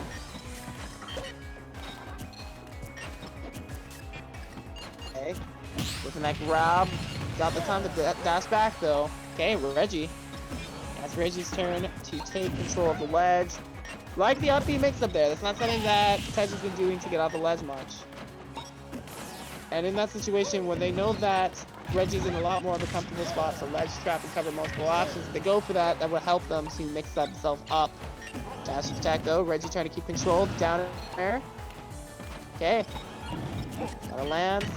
Gonna land safely. Oh, that actually connected. Jeez. See, like, what I see a lot of the time with people versus that down smash is I see a roll away to deal with that option or like a cross-up roll.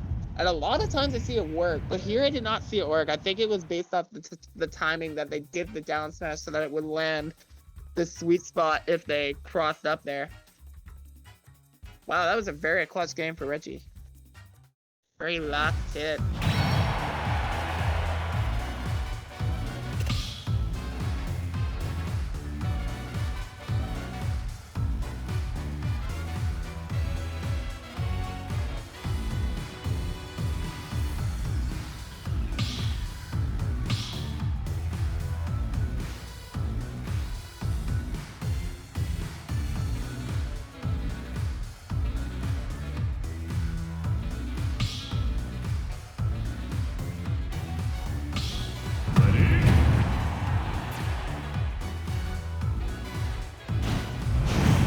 Mr. Game & Watch versus Banjo and Kazooie.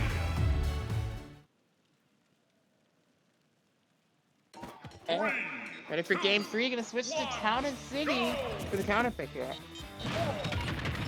Run up and grab, just go for it. Why not? Led the uppie here, it's a juggle situation, but he jumps away before the uppers can get going.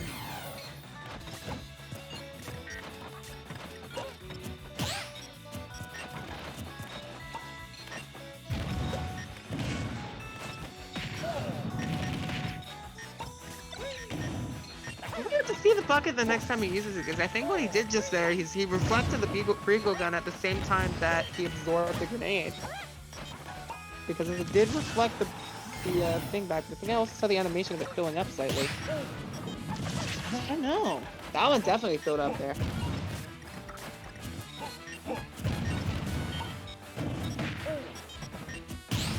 Okay, up B out to punish the attempt at punishing the up smash.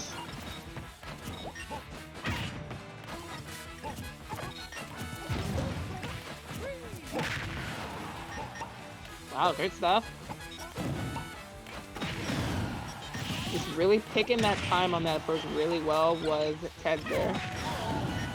Gotta saw that recovery, but still landing on top of Game Watch is very risky. Gotta get the kill though with that Wonder Wing.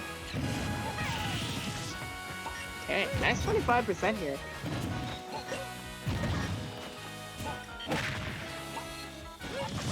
Lancing glow with that forward air and the back air too. Wow, that grenade catching him just below 2 on the 2 frames, getting some more damage to compensate for the invincibility. Oh, dead! Great jump call out on Ted's part there. Once again, catching onto that habit that Reggie has of jumping out of shield as a defensive option. It feels like a lot of these situations, Reggie would be better off just holding shield, to be honest. It's not like Ted's is finding these setups off a grab from across distance. It's more like when they close the distance and set up for a trap. But I think that's the thing, right, is that they're coming in from said distance. So it would bait them to think that, oh, I'm going to grab here. But that's the thing, is that Reggie needs to get a little bit more comfortable with just accepting these grabs from Banjo. Because he doesn't have the best punishes off of grabs. That's going to be a 3-stock, by the way. Dominance coming out from Reggie here. That whole jab at the ledge, great to cover the neutral good of 2. Then the grenade into the forward air follow-up. Reggie didn't have an option, didn't have a jump there, so he just went right for it. It was really good play.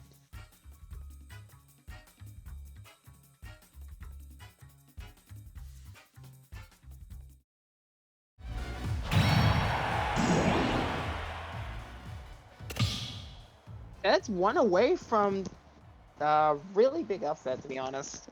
This is the 2nd seed of the bracket here.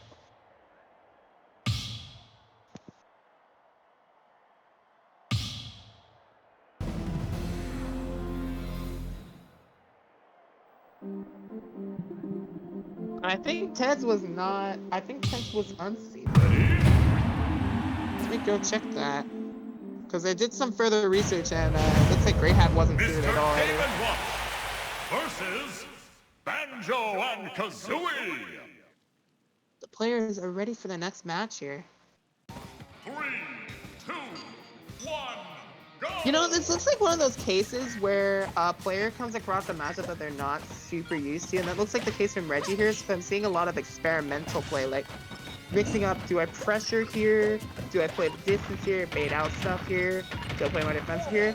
Like, I want to see more experimentation with the defensive play, because I think that can really deal with Banjo in this position. But also, like, any opportunity to get for the juggle, they need to really get that juggle going. Because they've been dropping a lot of their punish game that they could otherwise really work with here. Okay. Nice anti-air with that dash attack there. Coming in with a Wonder Wing though, not respecting that move is going to make you take so much of a hurting. Okay. My god, you didn't really just do that. Oh my god. That Drake down was sick. Oh my god. They're all over them right now. That down tilt lingered in two, so I caught the air dodge. For a moment there, Ted was cooking. Didn't find the kill though, so Reggie's gonna breathe a little bit of a sigh of relief. In a moment. Caught that dash back though. If you're doing that dash dance animation, it does leave you pretty vulnerable. Because you can't cancel that dash into a shield when you're doing that turnaround. And I've been seeing both players doing that too, but particularly Reggie's been trying to bait out approaches from Banjo, but Tez has just not been biting for any of those moments. And they're punishing that bait too. Just shows how unsafe it really is to go for. That was a great down smash though. They spaced it really well to make them think that they were going to cover a neutral get up there. But what they did instead covered a jump. So when they tried to mix up with the up B, it caught them. Okay, that back air going a bit deep for that. Reggie has to cover pretty low. Wow. That's set up. That down smash was so perfectly timed. The wings of the bird slamming down. Reggie has one more stock to play with here, potentially. So he has to heat things up, or this is going to be over. Whereas Tez is just playing off of that pressure that they've been so known for in this set to be really comfortable with here. This mid-range is just so good for Tez. His UCBs are very safe on the shield, and if Reggie tries to jump, they get hit for it. They haven't really tried to roll or up B out of those situations ever though. I think Reggie might be too afraid of up B setting him up for a juggle situation.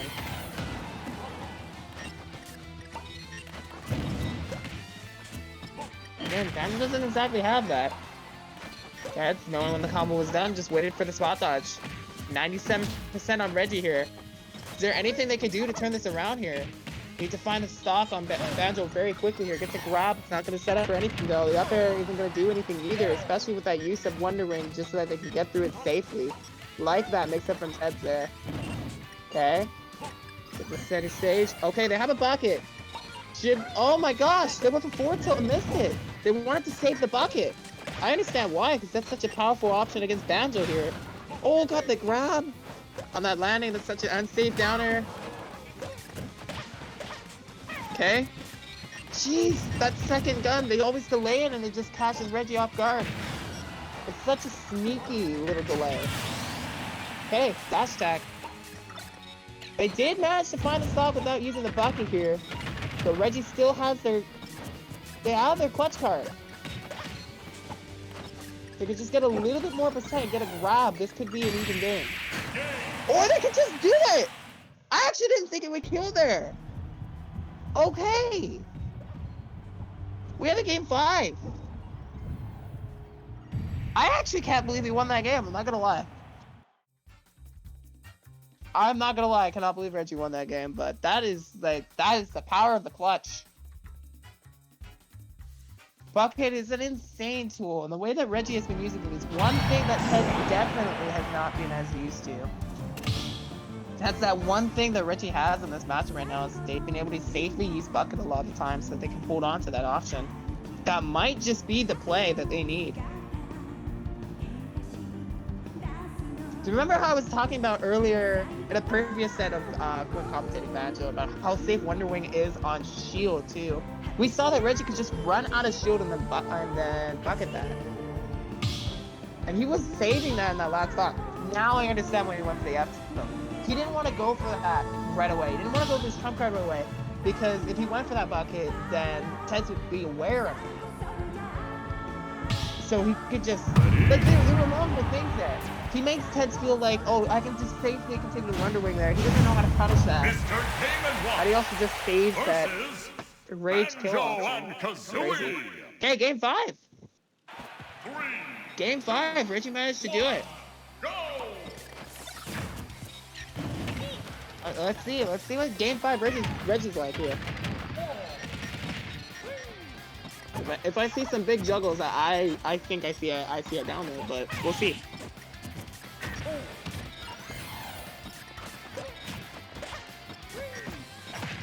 Okay, I like the dodge there to avoid taking additional damage from the Breagle gun. Not something they tried to do was directional air dodge out of it. At this point, they've got to understand that Ted has this pattern of going for a 1-2 on the Breagle guns whenever they go for it. They don't often go for a one Breagle blast. You know, Asa said that they went for that as a mix-up. Oh yeah, no. Can't Wonder Wing like that. You can't Wonder Wing like that. And see, now Reggie definitely knows that. As they realize, oh wow, so like it has that much end length. I can just run up and down smash that, okay. Okay. Let's go here. No. Okay. The dash in for the grab. Got the. Oof. That wasn't fair. That looked like high knockback. I don't think that was good to guy, but he did load it, so maybe it was. Okay. Using the bomb to knock away Game & Watch to get away from that down smash. Up smash will do the job. Keeping this close.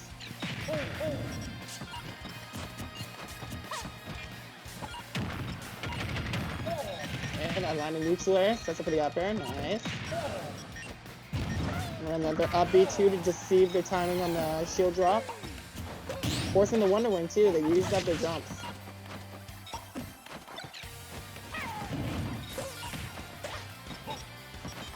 Okay.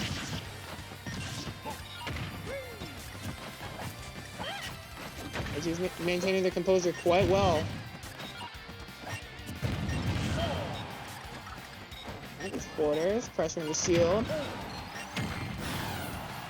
Okay, another Wonder Wing.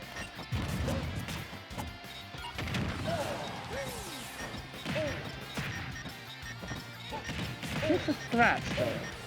As these up airs are doing so much more. Okay, ooh, that was very scary. Yeah, he's very smart to spot dodge too. Banjo can really punish off of that. They would have to delay their punish just a little bit longer too. So I imagine Ted could do that. But this is something that's like 4 games of conditioning and now they're mixing it up and do different options off of that. Oh, that neutral is gonna kill. Wow. Last stock. Reggie's got the lead here.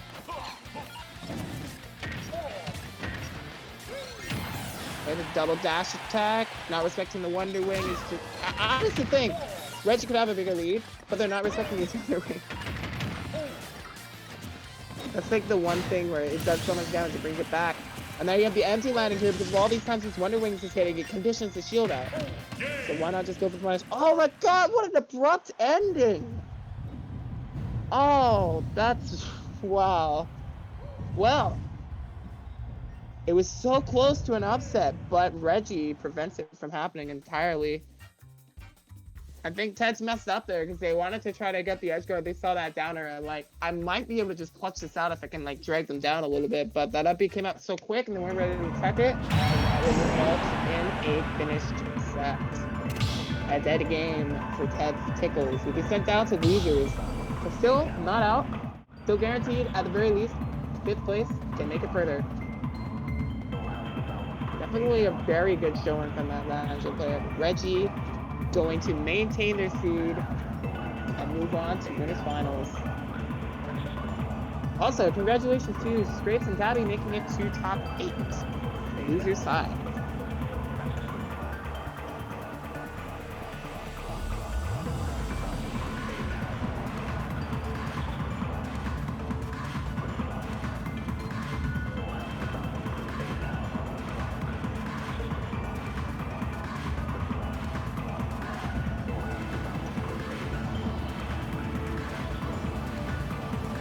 Up next will be winners finals between Analogy and Reggie.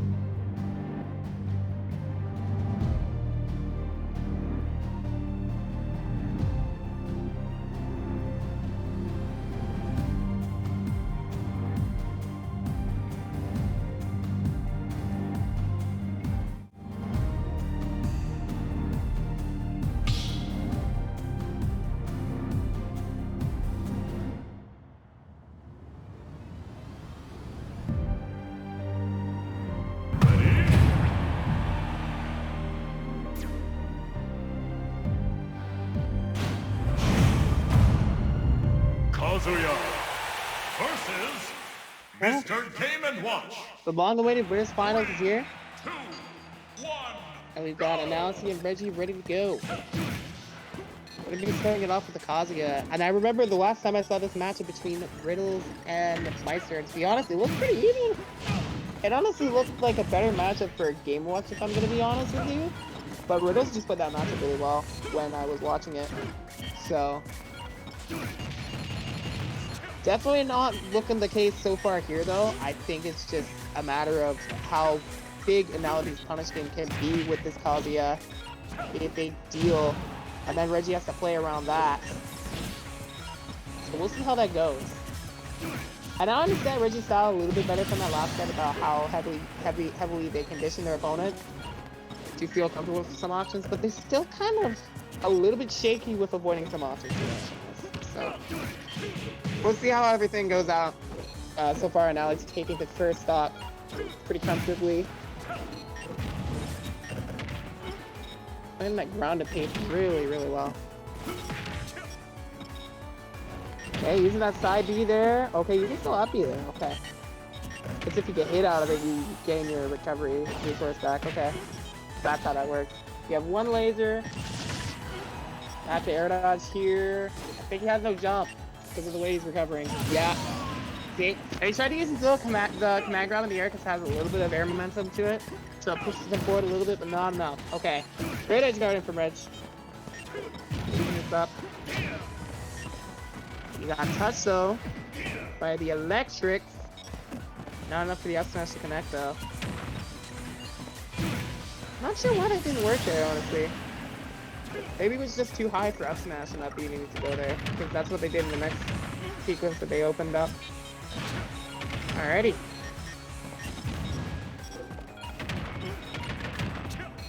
Landing neutral very nicely.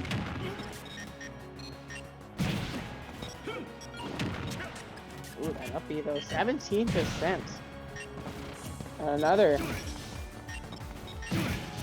like, I think that was 18. Jesus. Misani is getting just for keeping them out right now, not even like going for combos, but Misani's doing a big job still. Got the up smash, very nice landing trap. And now he didn't even get to use the razor on that second stock.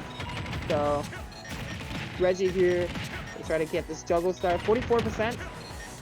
Got another neutral going. Oh, that frame trap with the up air though, 76%. Yeah, that was a pretty big combo, but an up B will close it out.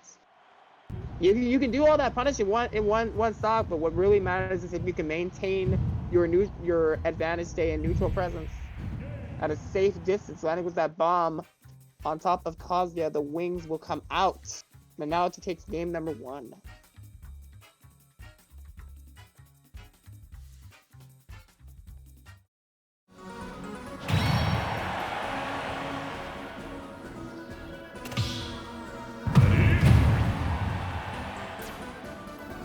Okay. Kazuya versus Game number Mr. 2. Game and Watch. 3, 2, And we're going back. go! All right.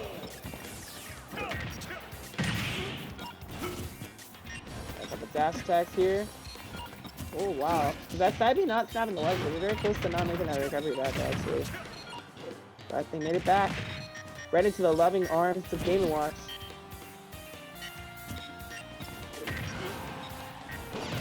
There's a dash attack. Really controlling the ledge right now. Finality just holding the ledge down.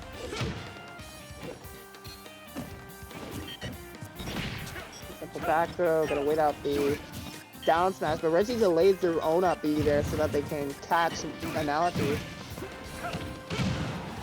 I like how they did that there.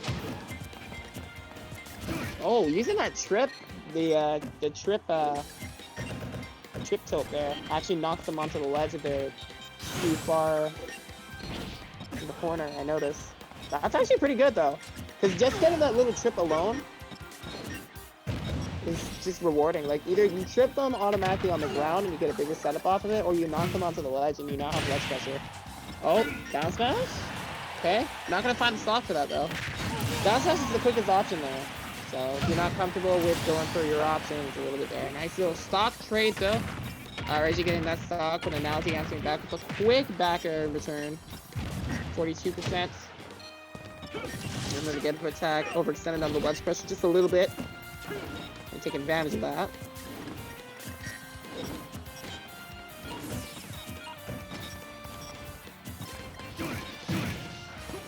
Okay, electric landed. Great up B to get out of there.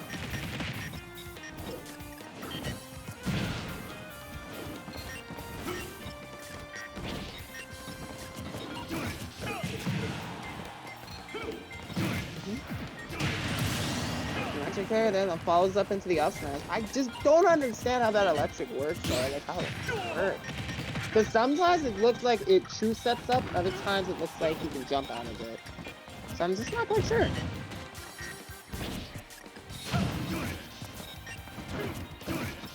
But in any case, Anality's up with the stock lead here, lands the electric again. Doesn't find the forwarder, however. Wow. Really good play there. Even though they didn't get like the stun hitbox you wanted, there's another advantage to hitting that side B, to be honest, and how it sets people up onto platforms is really nice for Kazuya. Yeah, platform pressure. So that up B. Traded with Game & Watches there, so he's still out there. Kinda would have rather wanted an analogy on the stage in that instance, to be honest. But gets the stock off. There's that pushback factor on the shield again. And the stun, the up B, does it kill here? No, okay. A little bit early for up B to kill. That's completely fine. Just gonna pace back a little bit as they speed. Game Watch slowly floating down. That's the right way to handle that. Oh, they went for that bad. Judgment Hammer too, trying to get close to stock out early. 73%. I'll be out of there. So avoid the down smash and maintain the control with the back air, taking the hit and the laser blast. Big snipe from Analogy. That's up 2-0 versus Reggie here. That angled laser is so good. What the? That's so good.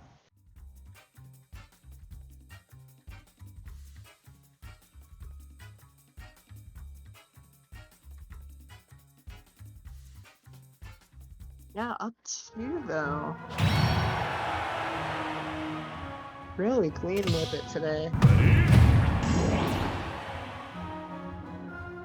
A lot of securities at this point. Hasn't Analogy dropped games for this tournament? No, he actually. I know he dropped the game to Anarchy. Anarchy's very, very good. That's it is very apparent.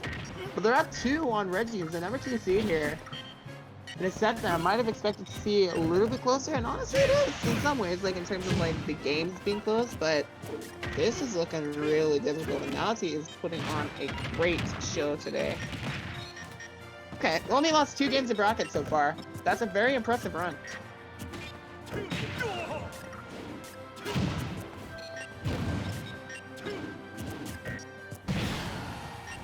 Okay, nice up the out of shield there. That dash attack is very unsafe. See Reggie right here. Really wants to get in. You gotta watch out for these electrics. They're running a little bit too close to the sun. Okay, there's the opening. Just gonna go for the dash tag. Let me get through that. Oh my god. The down smash protecting Reggie in that moment. Oh, watch these dash attacks though. I see what they're doing though, and I remember this now. Like he's doing that dash attack to try to cross it up there, but Analogy wising up to that, noticed the second cross up, realized, oh, I can just up B through that anyway, because Kazuya's up B. It's a pretty big hitbox, catches people from behind too. And got the stock because of it. Key coming down right on top of the up B there. Gonna miss the second one though, giving up the stage. That's so scary, but a really well-spaced poke with that back air prevents the situation to being a deadlier one. Okay, but got the grab though. Nothing super huge, just resets positions. Okay, my gosh. And now he's just waiting for that backer to come through and punched it. See, and now he kind of conditioned Reggie in a way there, and just making them feel really comfortable that they can just safely poke with that backer spacing. But Analogy in that position was better off there because they could just anti-air it. And there's an up smash, Analogy. It's on fire. Okay, the pushback. Gotta watch yourself here. Reggie, another pushback. Gotta get pushed further toward the corner of the back air. Just fine to do the job there. Oh my, okay, that caught the get up attack. That was really good spacing on Reggie's part. The downer gave the rage art though. And now he might not be able to use this though. Reggie's pressure is looking really good right here. Dash attack though. Watch it, 24%. Your Game & Watch. Okay, that was a higher percent. That was a big threat, but that's still a lot of damage. That's 41 damage. 41% for free. There's an up B too. Finality consistently winning these neutral exchanges right here. This is so scary. Reggie's trying to throw out these up smash, just try to throw them off guard, throw them off their pacing, but it's not leading to a big reward. Tries to go for the edge guard. Let's find if they can get this back here. Put themselves in the position for it, just barely missing it.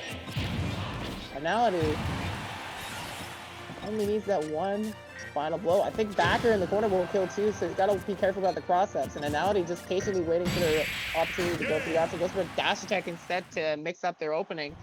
And it leads to them getting the control they need. And the 3-0 was theirs with that up B out of shield to close it out.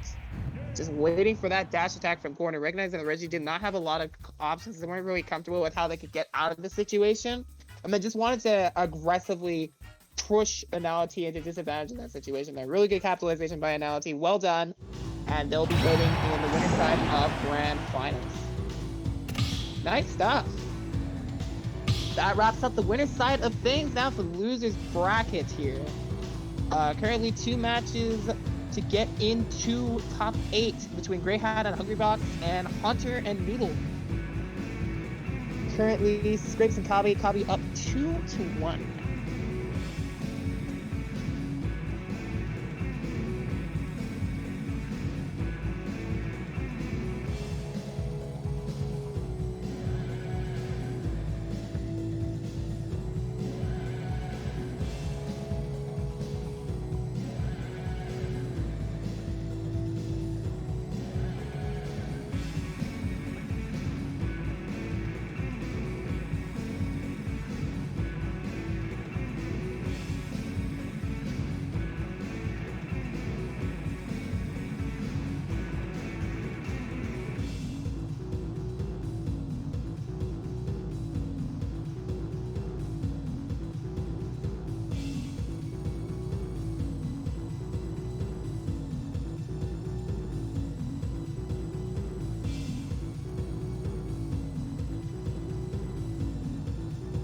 Hey, Hunter just took it over Noodles 2-1. Congratulations to them making it to top 8.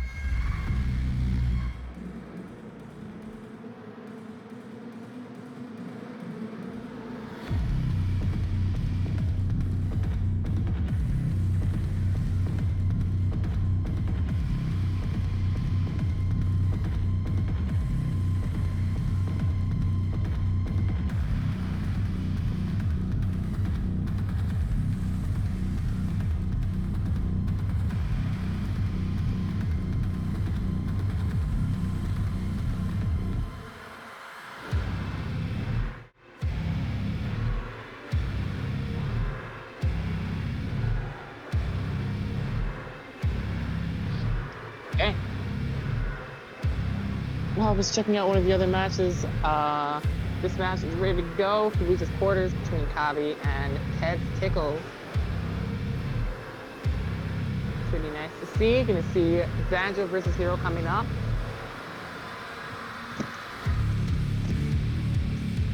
Statistically, this is the second and third DLC fighters. You have paid DLC fighters of Smash Ultimate fighting off against each other.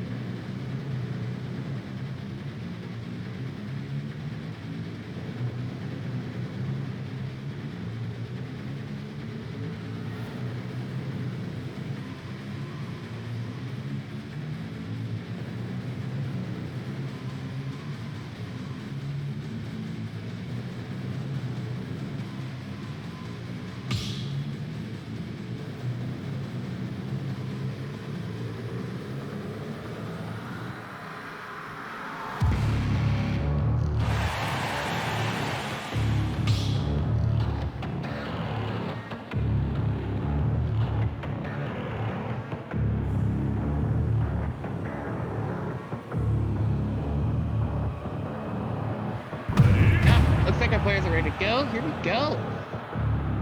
We're starting game 1.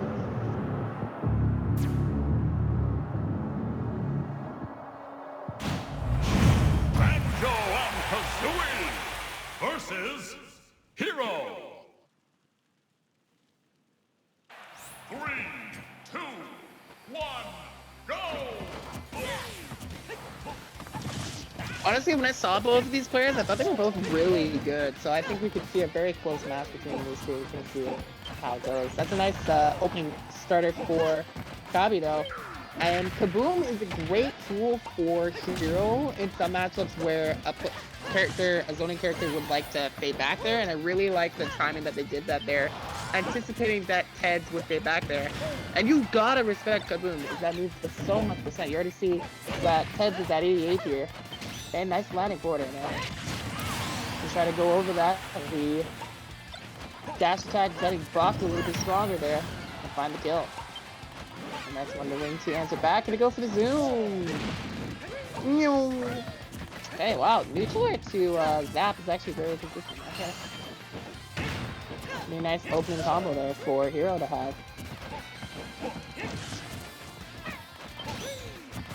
You're seeing how they keep coming in with that move too.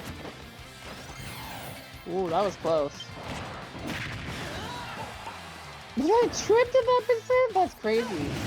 Usually I don't see moves trip at a higher percent, but I guess it makes sense that the neutral B would because of how low knockback it is. Oh, that almost killed. Watch the whack.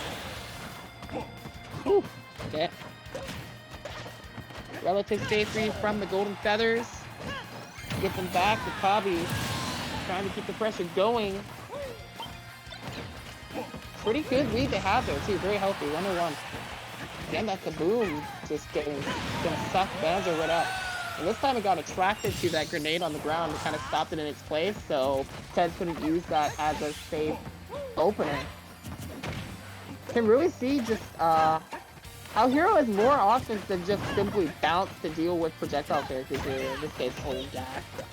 This is a scary Hero right now. They're just going for a lot of downer and back air. If any of these land on the shield, that's going to be an instant crack on that shield too. 68% love the down tilt extension. That actually killed. That evened up the game. That's incredible. Okay. Okay, got the grab there on the unsafe neutral air. Make a little adjustment from Ted there, respecting neutral air as an option a lot more. Stop them with the gun. And got the force smash too, covering that. Ooh, hold on. Ted keeping the pressure going with the boom. Keeping them at bay. No zoom there, gonna be forced to jump up beat. There's the zoom. 30% on the mana. Not a lot to work with right now. 49, okay. Getting the balance here, honestly kind of huge. Not gonna lie. But that's this point, like it nullifies the neutral beast setup for sure. But he's still coming in with Wonder Wing, gliding right through. There's the stock. Game 1's gonna go to Ted Tickles. That was cool.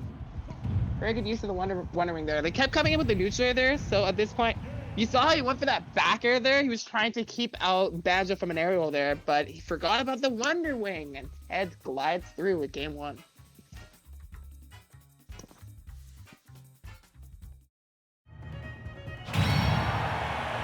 That was solid that was solid play against Balance, to be honest. That's why I feel like of the tools that Hero has in this matchup, Kaboom would probably be the strongest factor to worry about, but getting Balance isn't going to be something that's going to be as huge of a deal. Sure, it stops Banjo from getting the kill setups off of neutral B and down B, but it doesn't stop his approach. Banjo still has surprisingly good boxing options, and to be honest, I think his frame data could contest with Hero's area frame data. And that's kind of a big deal here, because with the range that Hero has, to be wanting to keep them out, but Banjo can still get in on that.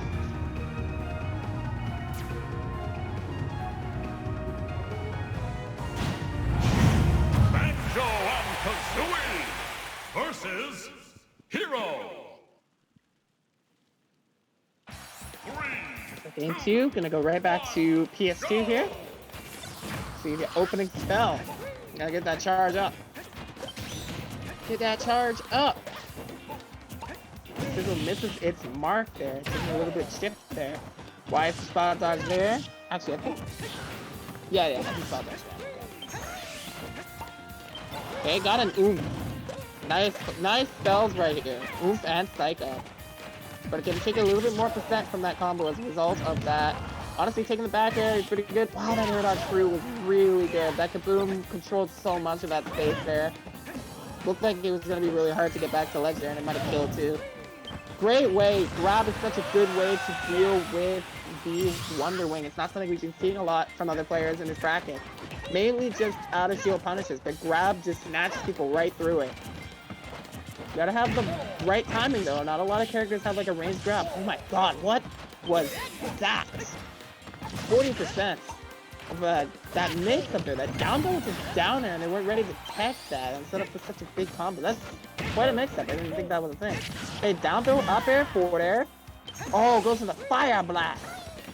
I got some ooh on them now with Acceleratle too, which is gonna go away in a moment. It did. Okay. Going for these grabs here, just trying to keep Hero immobilized the best they can. Okay. Nice swoosh out of shield there. Whew. I really don't think Black's gonna be a big deal in this matchup. Maybe he'll curse something later in the set with that statement, but we'll see. With all the projectiles flying from Banjo, and the fact that they just all clank out with Whack, I don't think it's a big deal. It's what I'm trying to say.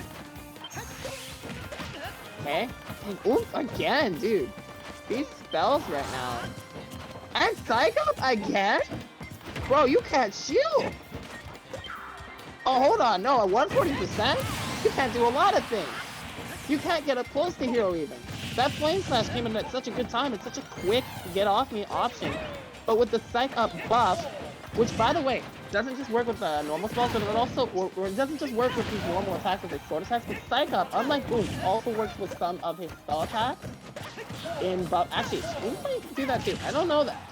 But I do know because I've seen Psych Up work with stuff like Flame Slash and stuff. Anything that uses the sword, it will affect that. Yeah, okay. Could see a stock here. Has to recover high, it's not enough. Don't have enough drift to make the recovery. Okay. Lots of magic to work with here, though. Nice forward air there, too. Jeez, he just keeps getting cycles. That's so scary. Banjo's not the threat percent of up throw killing yet, but anything hitting the shield unsafely will do the job, and that down smash gets it done.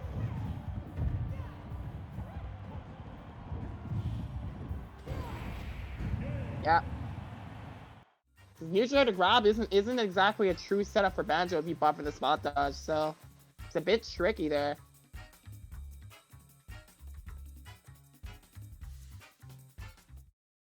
That's a solid down.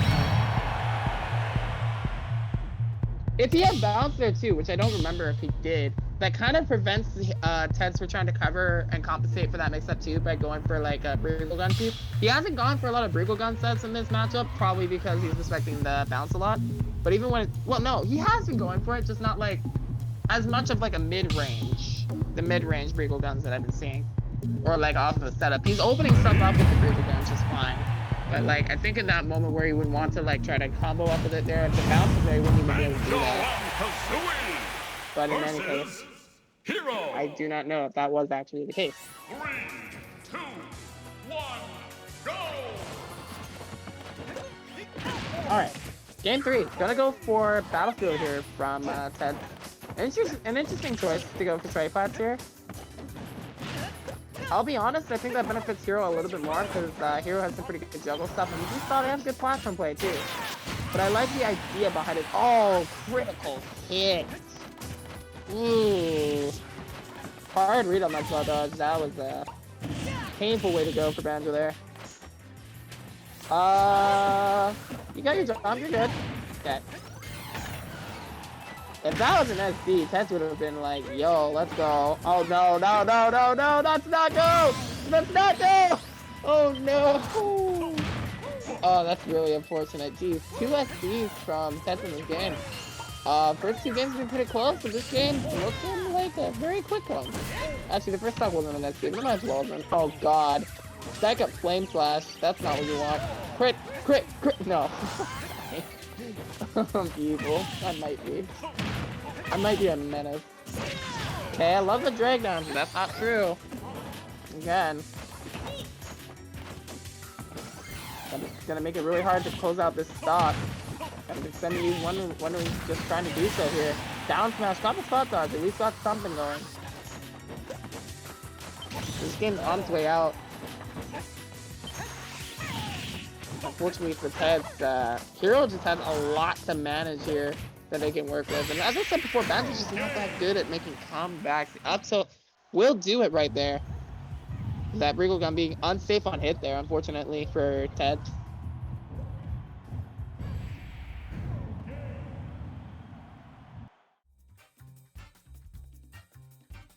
That was just a really unlucky game for Teds, real talk. But Kabi, doing really well themselves. One more game to advance to top 4 here.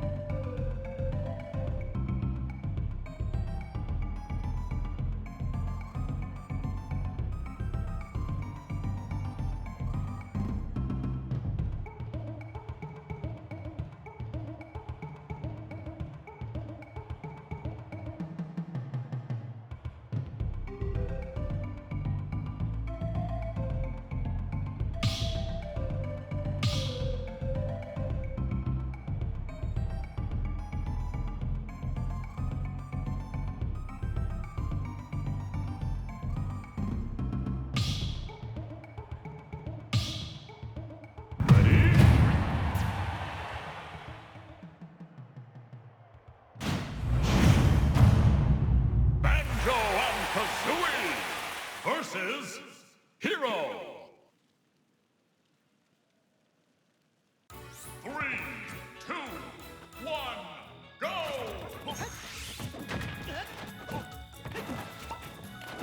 Okay. Yeah, I didn't realize that next game started. Now realizing next game started. Okay. Wow. Great start from Teds here. 87%. Looking really nice. So far, I got the jump call at 2 with the Wonder Wing. Oh, they're really far out there. Got nice down smash. That's a 0-2 stock. It's a clean stock. That's what we call it.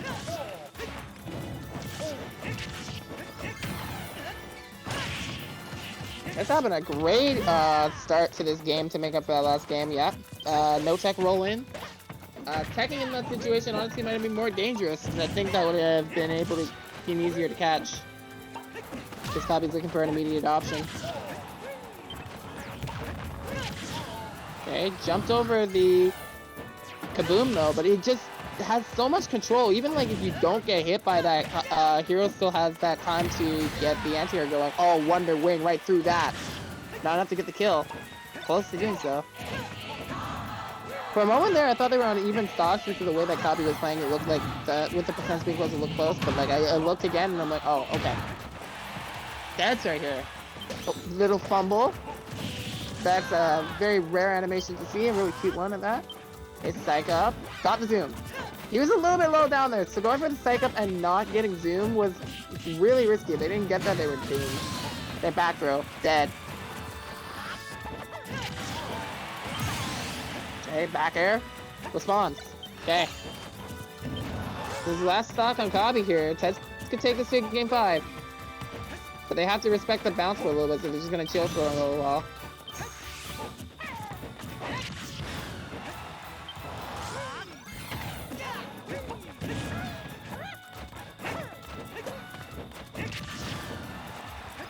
And nice border.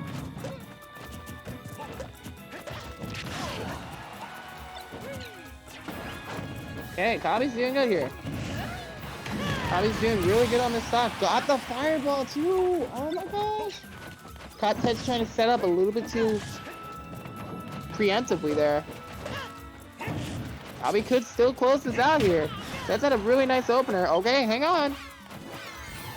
Ted says they want this game 5. I love the Wonder Wing idea. Going for a long-lasting hitbox there can catch multiple landing spots for zoom.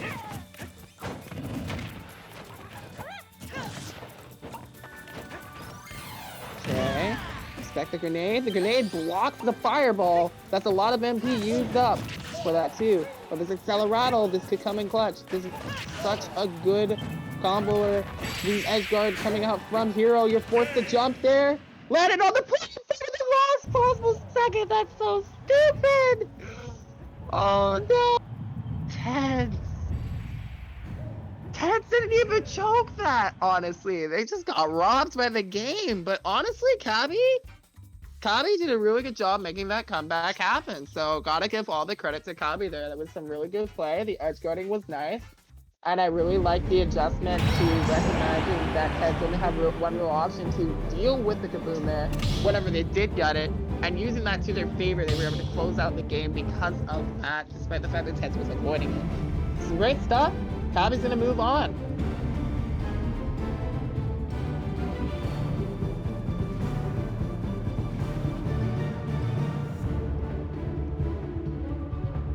Congratulations to Grey Hat being the final player to make it to the top 8 of today's bracket.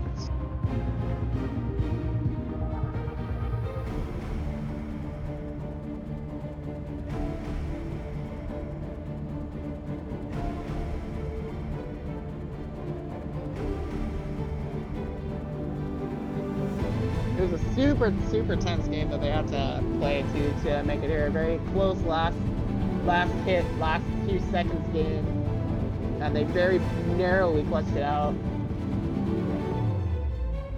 So, good stuff, for real.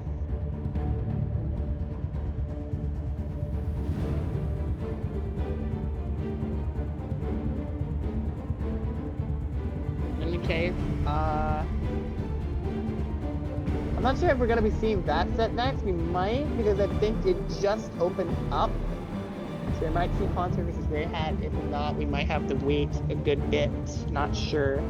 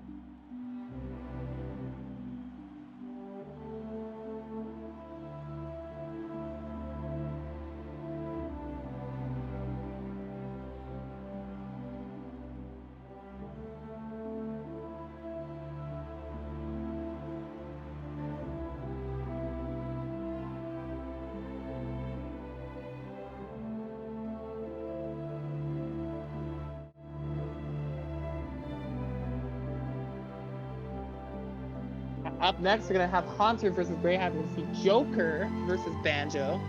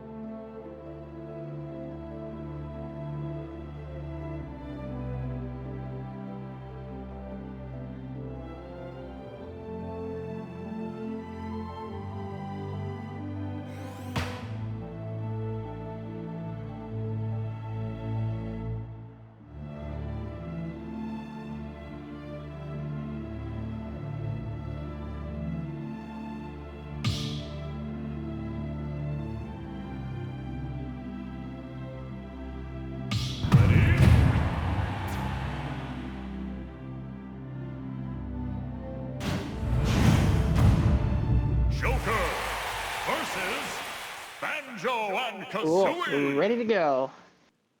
3, 2, 1. From this point, we're going to be seeing all the future matches of the losers bracket. We're going to see the winner of this and the winner of that going on forward to the end of today's tournament. So started this off with Haunter, which you haven't seen on the tournament today, versus Grey Hat, which we saw earlier, and I saw their previous set a little bit of while I was waiting in between with the last set. But yeah, they're here right now. Okay, just some early Wonder Wings here.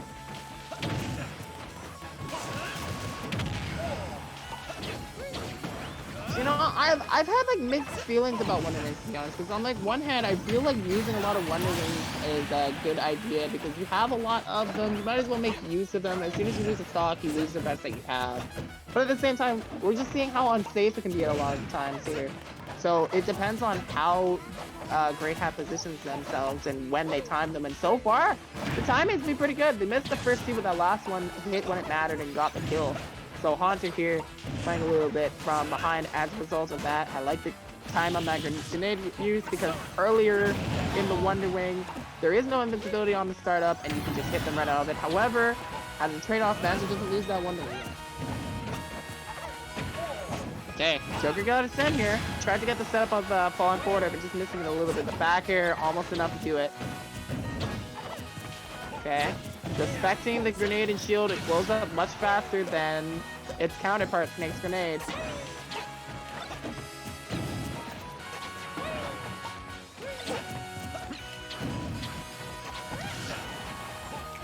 Okay, nice down tilt sweep in there.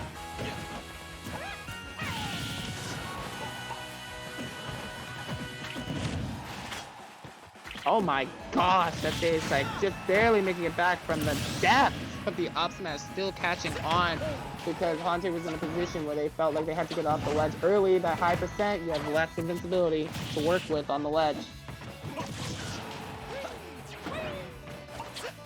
They have picked up on that very nicely. Finally, Haunter finding a stock of their own with that back here.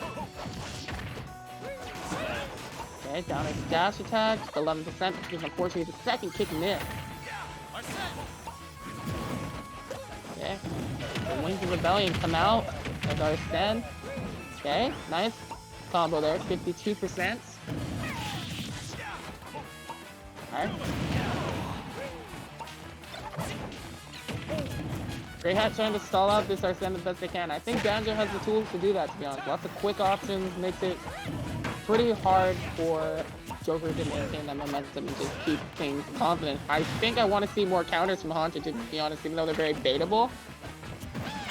He at the very least will be able to deal with some of the projectile pressure a bit better than they've been able to deal with it so far.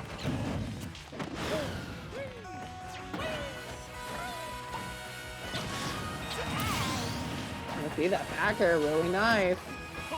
I think Grey had just accepted the death there because they had no jump there. Ooh, you held it down for just a little bit too long there. I thought you might catch them on the landing of the up smash perhaps, but the end leg on that will do you in.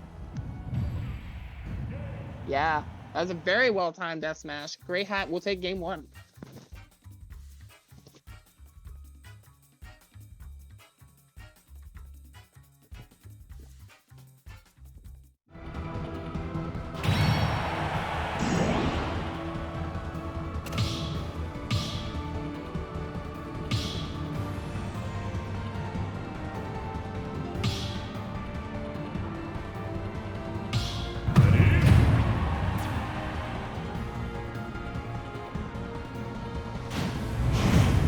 Joker versus Banjo and Kazooie. 3, 2, 1, go! Game 2. Gonna go to PS2 here. I think they might have felt... You know, I'm feeling like, oh, you could probably use more counters here, but I think, like, they're probably thinking about that situation, too, where if they had more space to work with their Ascender, that they could play a lot more safely and not have to worry about a lot of that zoning pressure, where they could just run away using the bigger stage to their advantage there. We'll see. So far, just really applying the pressure early, so that when they get there to ascend, it will come out at a very good time to make it a lot easier to get the kill. Already 74% on the Banjo here, got another Yeehaw, landed there, more damage. That poison damage adds up here, 95%, Arsene's still not out yet. 54, not enough to awaken the beast. Ooh, okay, you honestly almost died for that. That was kind of risky to go for. I like the idea though. If Haunter just got the stock without Arsene, then they could get instead an early combo lead. Like that would be probably 52%. They landed 1 grab. Probably about 50%, like half a stock. Instead here, oh no, a little bit early on that.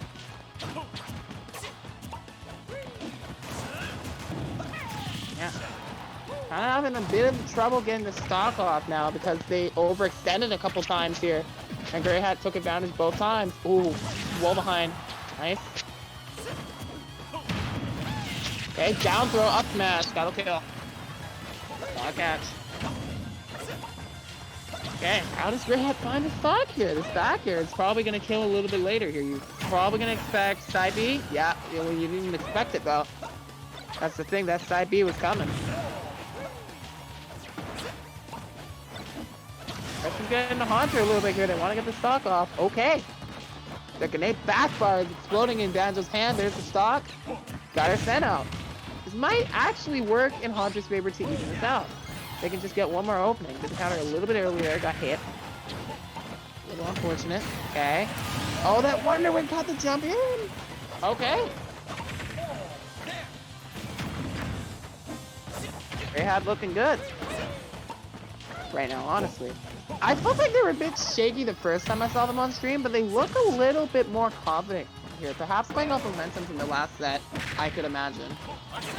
And it's really good to do well with that, especially when you're in losers. It's a different mentality altogether, so I like that they're keeping their composure here. They caught the grenade, but didn't have enough time to do anything with it. It blew up in their hand. Okay. F tilt, not the kill. Find this back air either. Okay, there we go. That backer is such a giant hitbox, so an anti-air it will be. Like the stall from Grey Hat, gonna waste as much time of our ascent as they can, but landing right into the arm is gonna take a little bit of a punish as a result of that because we have way less invincibility. And Grey Hat kind of didn't respect that, to be honest. Doesn't matter though, still maintaining this lead, the Wonder Wing coming through. Oh, they're not gonna snatch the ledge again there from that distance, really? I'm quite surprised. That was such a barrage of projectiles, though. Like, look at that. Look at how the neutral B covered the arc if they recovered high, and the grenade caught them low. That's quite a trap. Grey Hat's up 2-0.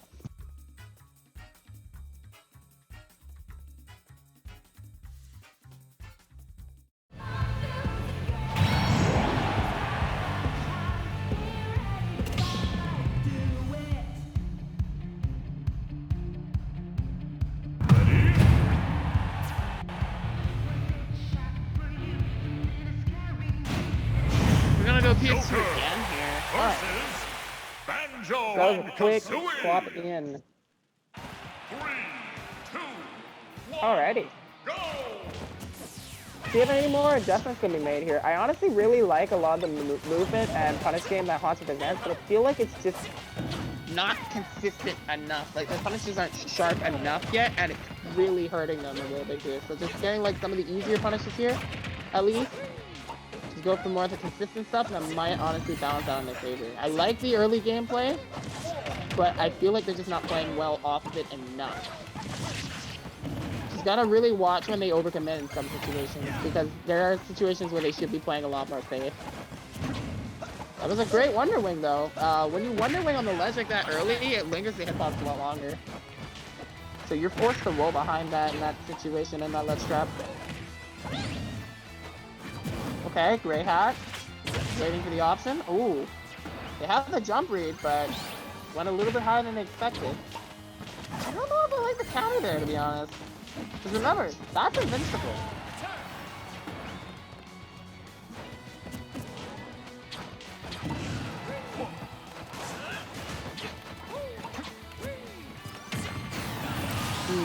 Yep, caught him.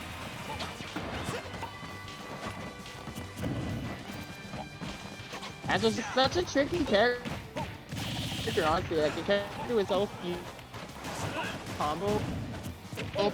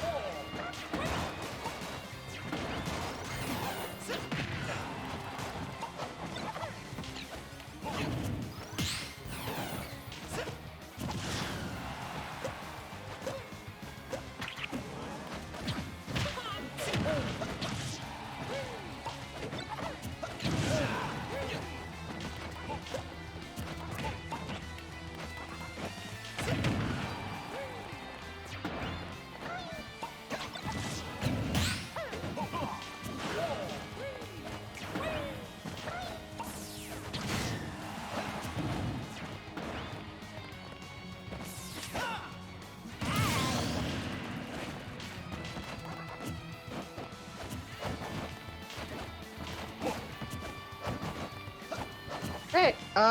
Hopefully it should be able to be heard now. Just had a little bit of a hiccup. That happens. It's the beauty of technology, as they call it. I see Haunter has a slight percent lead here. Let's see if they can make the most of it.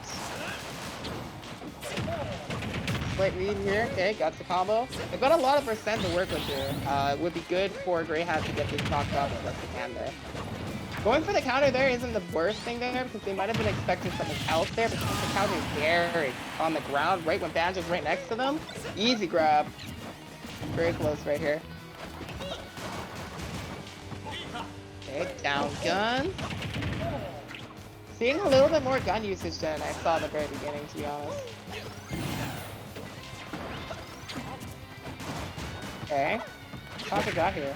Down gun, tried to set up, missed the backer, got hit for it. Okay. I think Haunter could be perfectly comfortable with just forcing Grey Hat to expend these Wonder Wings here. They can get rid of those, they get rid of a huge movement, which has been kind of a thorn in their side, to be honest. Okay, if they don't have it anymore, they can air dodge. Okay.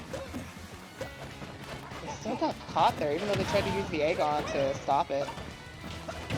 Okay, using the grenade as a stall? No, what a mix-up, actually. I see in this situation a lot of the time that Banjo would like to pick up the bomb there, but instead they just let it fall and it protected them. Okay, let's get into falling up air. Haunter's struggling to close this stock out here. Not looking good for them. For the chances of keeping it close, but Grey Hat will take every opportunity. Not that time, though. Alright, Haunter closes that out. That was really close. Grey Hat was just chipping their way back into that. But that up smash keeps Haunter alive. Which is very ironic because Haunter is a ghost Pokemon. Ghost type Pokemon. In any case.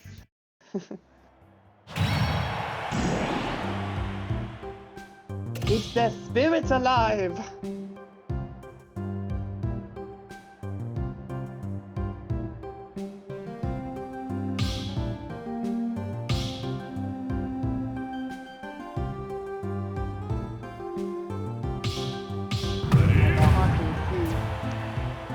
See what they've got in them right here. Grey Hat has control of the stage's position forward. Let's see where Grey Hat brings them to first. Battlefield. Interesting. Okay. I can't really explain that one, to be honest. I don't see Banjo enough to understand their stage choices. But, okay. Nice rapid jab there. Just catching them in the corner.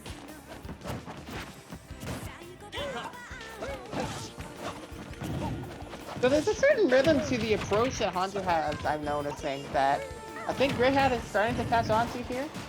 Trying to really prevent Haunter from getting this big opening that they've been getting in these last couple games here. So things are a lot closer. That'll force Haunter to make a little bit more predictable options here.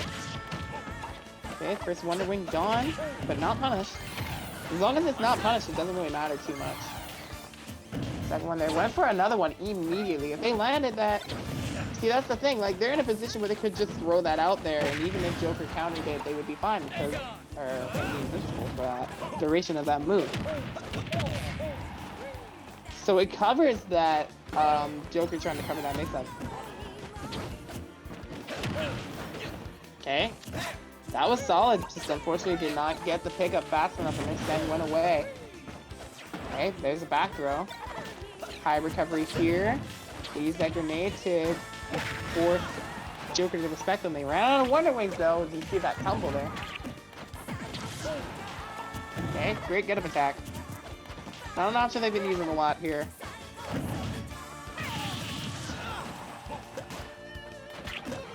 The attack will always be the charge smash attack of the ledge.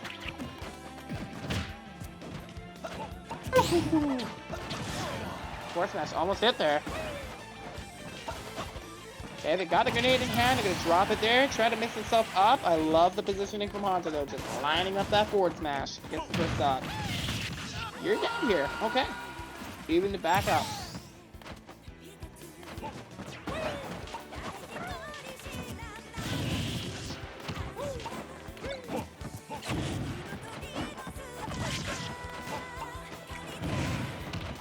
Okay, the backer and the grenade here. A little bit of poison damage here, but Grey Hat just keeping up close. That's a big percent increase. Why is it down go down there? Wow, you're crazy. That would work if he DI'd in there. So instead gonna give up that stage control as a result of that. Grey Hat will take great advantage of that.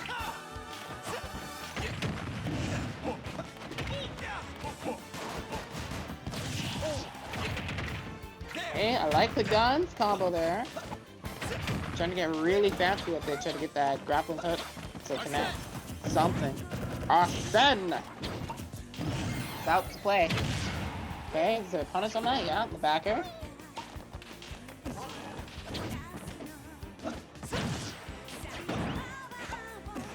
Ooh. That was close. It off the star, hit a downer too. Okay, backer sweeps him up, but it's not enough to kill him. That's insane. If they don't get this kill soon, it's gonna be really hard. They could get Arsene one more time, but they need to get this kill before that happens. I feel it. Feel like they need to do that. That's gonna be Grey Hat's goal right now. Stop them from getting Arsene again. But you see just how carefully they're playing right now too. They recognize the importance of keeping the second stock alive here too, because that could be where Haunter could come back here. They get that stock. Arsene's gonna do a lot. That forward is gonna come through and close it out. That was a great placement on that. Recognizing that Haunter's gonna try to come to them to get the stock closed out. They're in the center stage. Joker approaching that situation from the platform. Not a lot they can do there, and that will do it. Grey Hat advances once again to losers quarters, where they will face off against Show.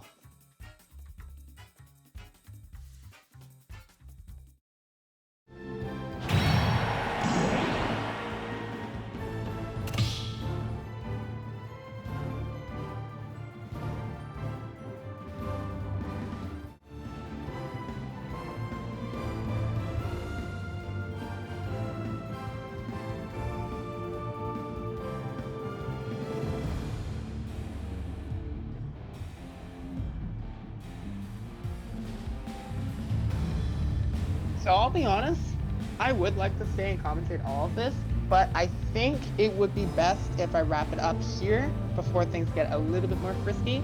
But it has been a great time. It's been a pleasure commentating today. This is commentary from the Rainbow Star. You can find me on Twitter at the same name, at the Rainbow Star. You can leave any feedback if you have any. Go ahead and do so. I am completely open to it, and I always want to learn more. I have been in this for several years, but there's always more I can gain from other people, and I am very grateful for that. Other than that, from me, when it comes to the Smash Station, these events happen every Sunday. When it's the normal Smash Station events, those take place at 5 p.m. Pacific, aka 8 p.m. Eastern Standard Time. And then there is also Revival of Smash Station that I think is a monthly. I'm gonna have to get more information on that. But when that happens and you see it, you'll see it in advance if you're in the Discord as well. Should mention that as well. If you're following either the Smash Station Twitter, or if you're in the Discord for it, you will get notifications of when the next events are as well. Which events they're going to be. Revival of Smash Station takes place 2 p.m. Pacific, aka 5 p.m. Eastern Standard Time. And there's something else I was thinking of. Oh yeah, there's a sub goal in the bottom left there. You see that 30 out of 35. If we reach that sub goal, that will add a pot bonus to the next weekly from that sub goal point. So if you would like to see that happen, absolutely by all means, you can contribute to that. With I think it's still September, right? So I think it's about 50% off for gifted subs right now, or it's something like that. You get some kind of discount. I don't have my full information on that. You get a discount on that, so that's all nice and good. The streamer gets a full percent of that. Actually, I think that's what it is. It's not a discount. It's the streamer gets. I don't know. It's something. It's September. It's a special benefit. It's a special time if you want to support that. But in any case, I'm being a goober. I'm kind of letting my speed along here. I'm going to be taking my leave. I hope you enjoy the rest of the bracket. Take care, everyone. This has been the Rainbow Star. I'll be signing out. Versus Banjo and Kazooie. 3, 2, 1, go!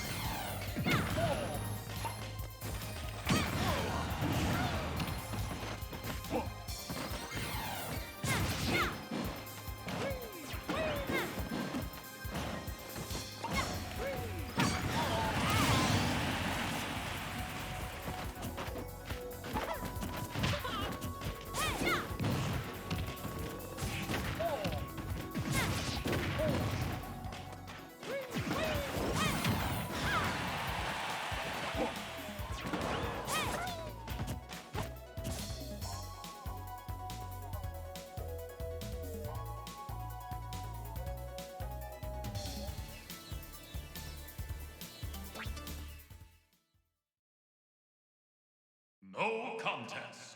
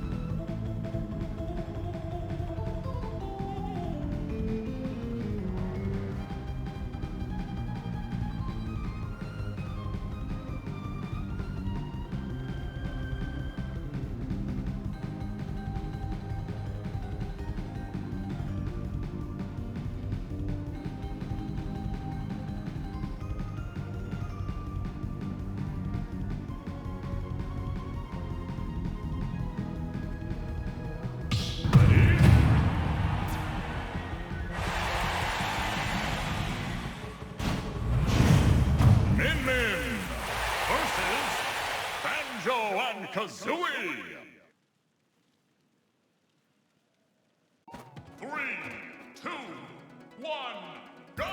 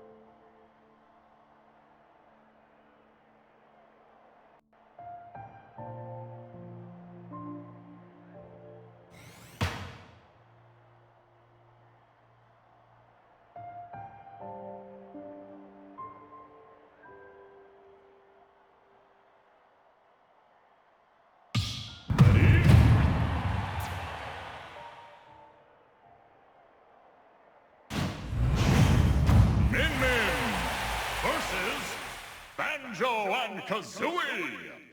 3, 2, 1, go!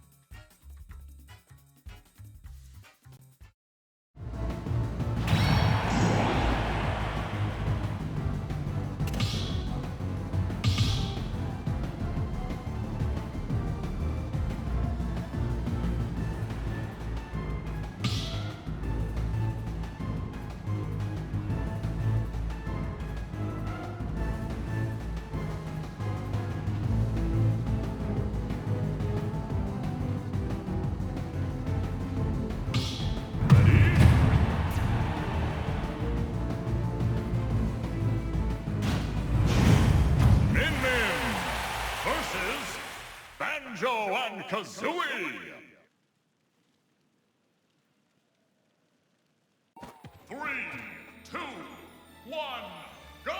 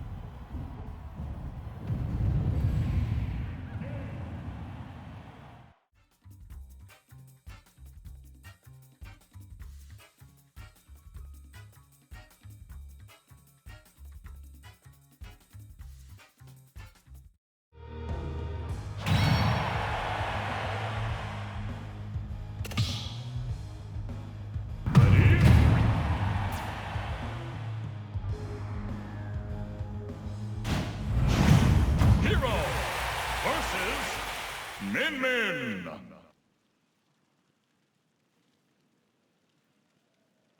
3, 2, 1, go!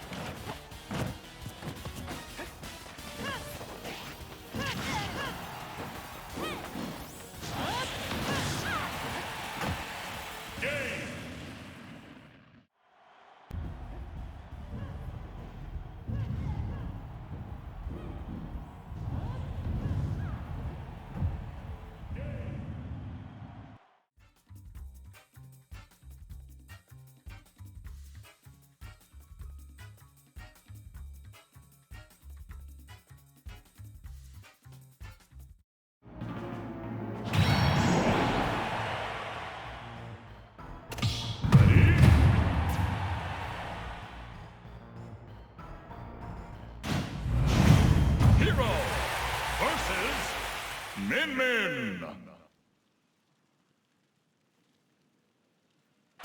3, 2, 1, go!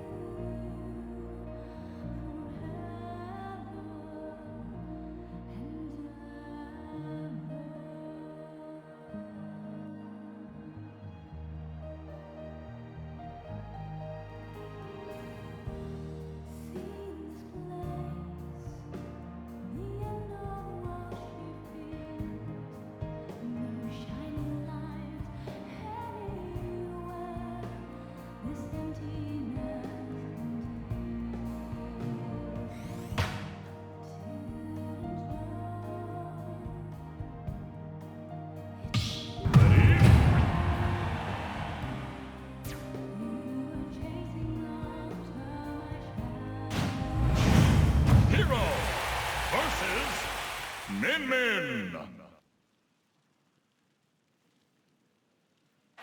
3, 2, 1, go!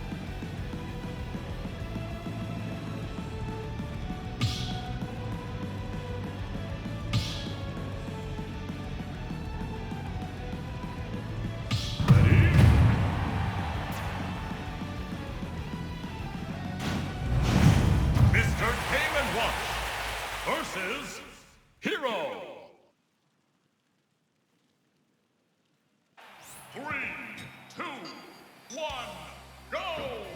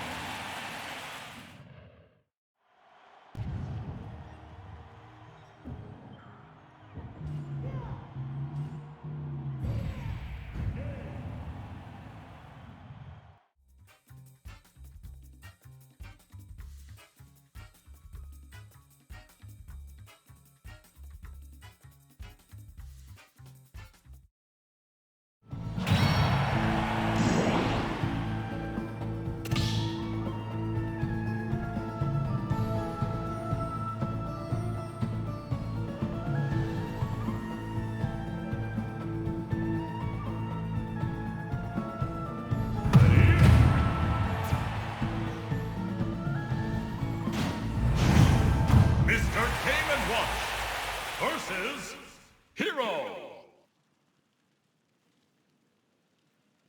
3, 2, 1, go!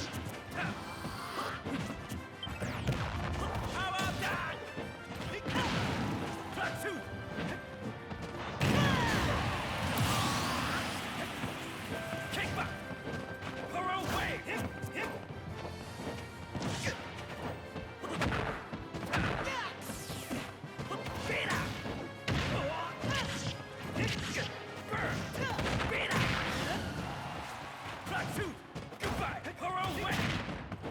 How about that?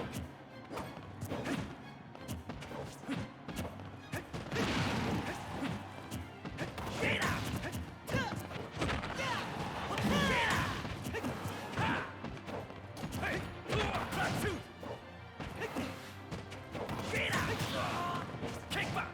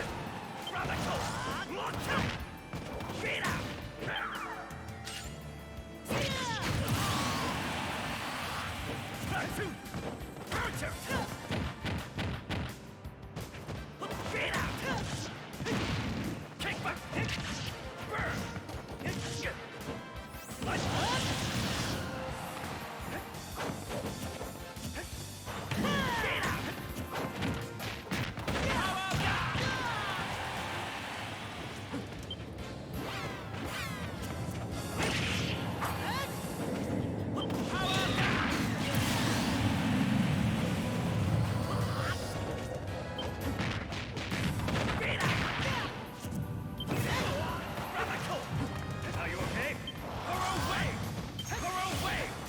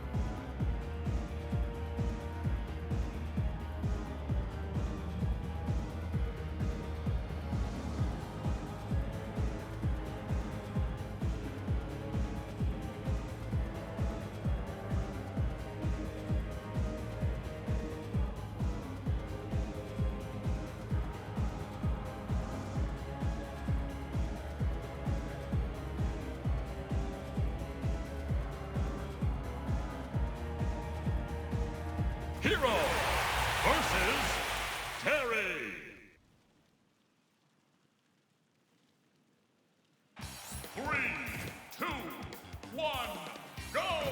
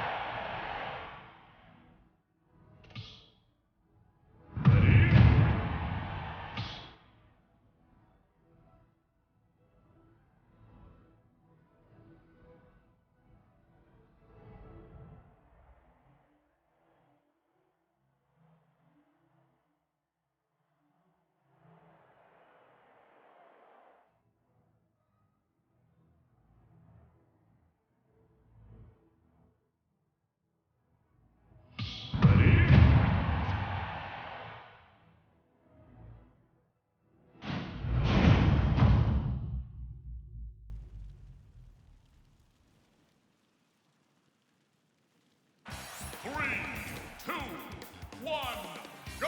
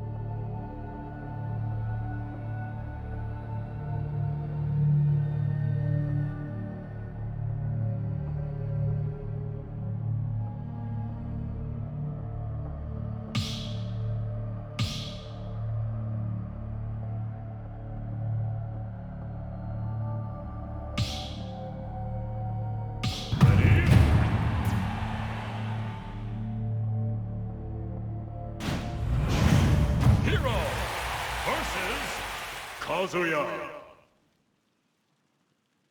3, 2, 1, go!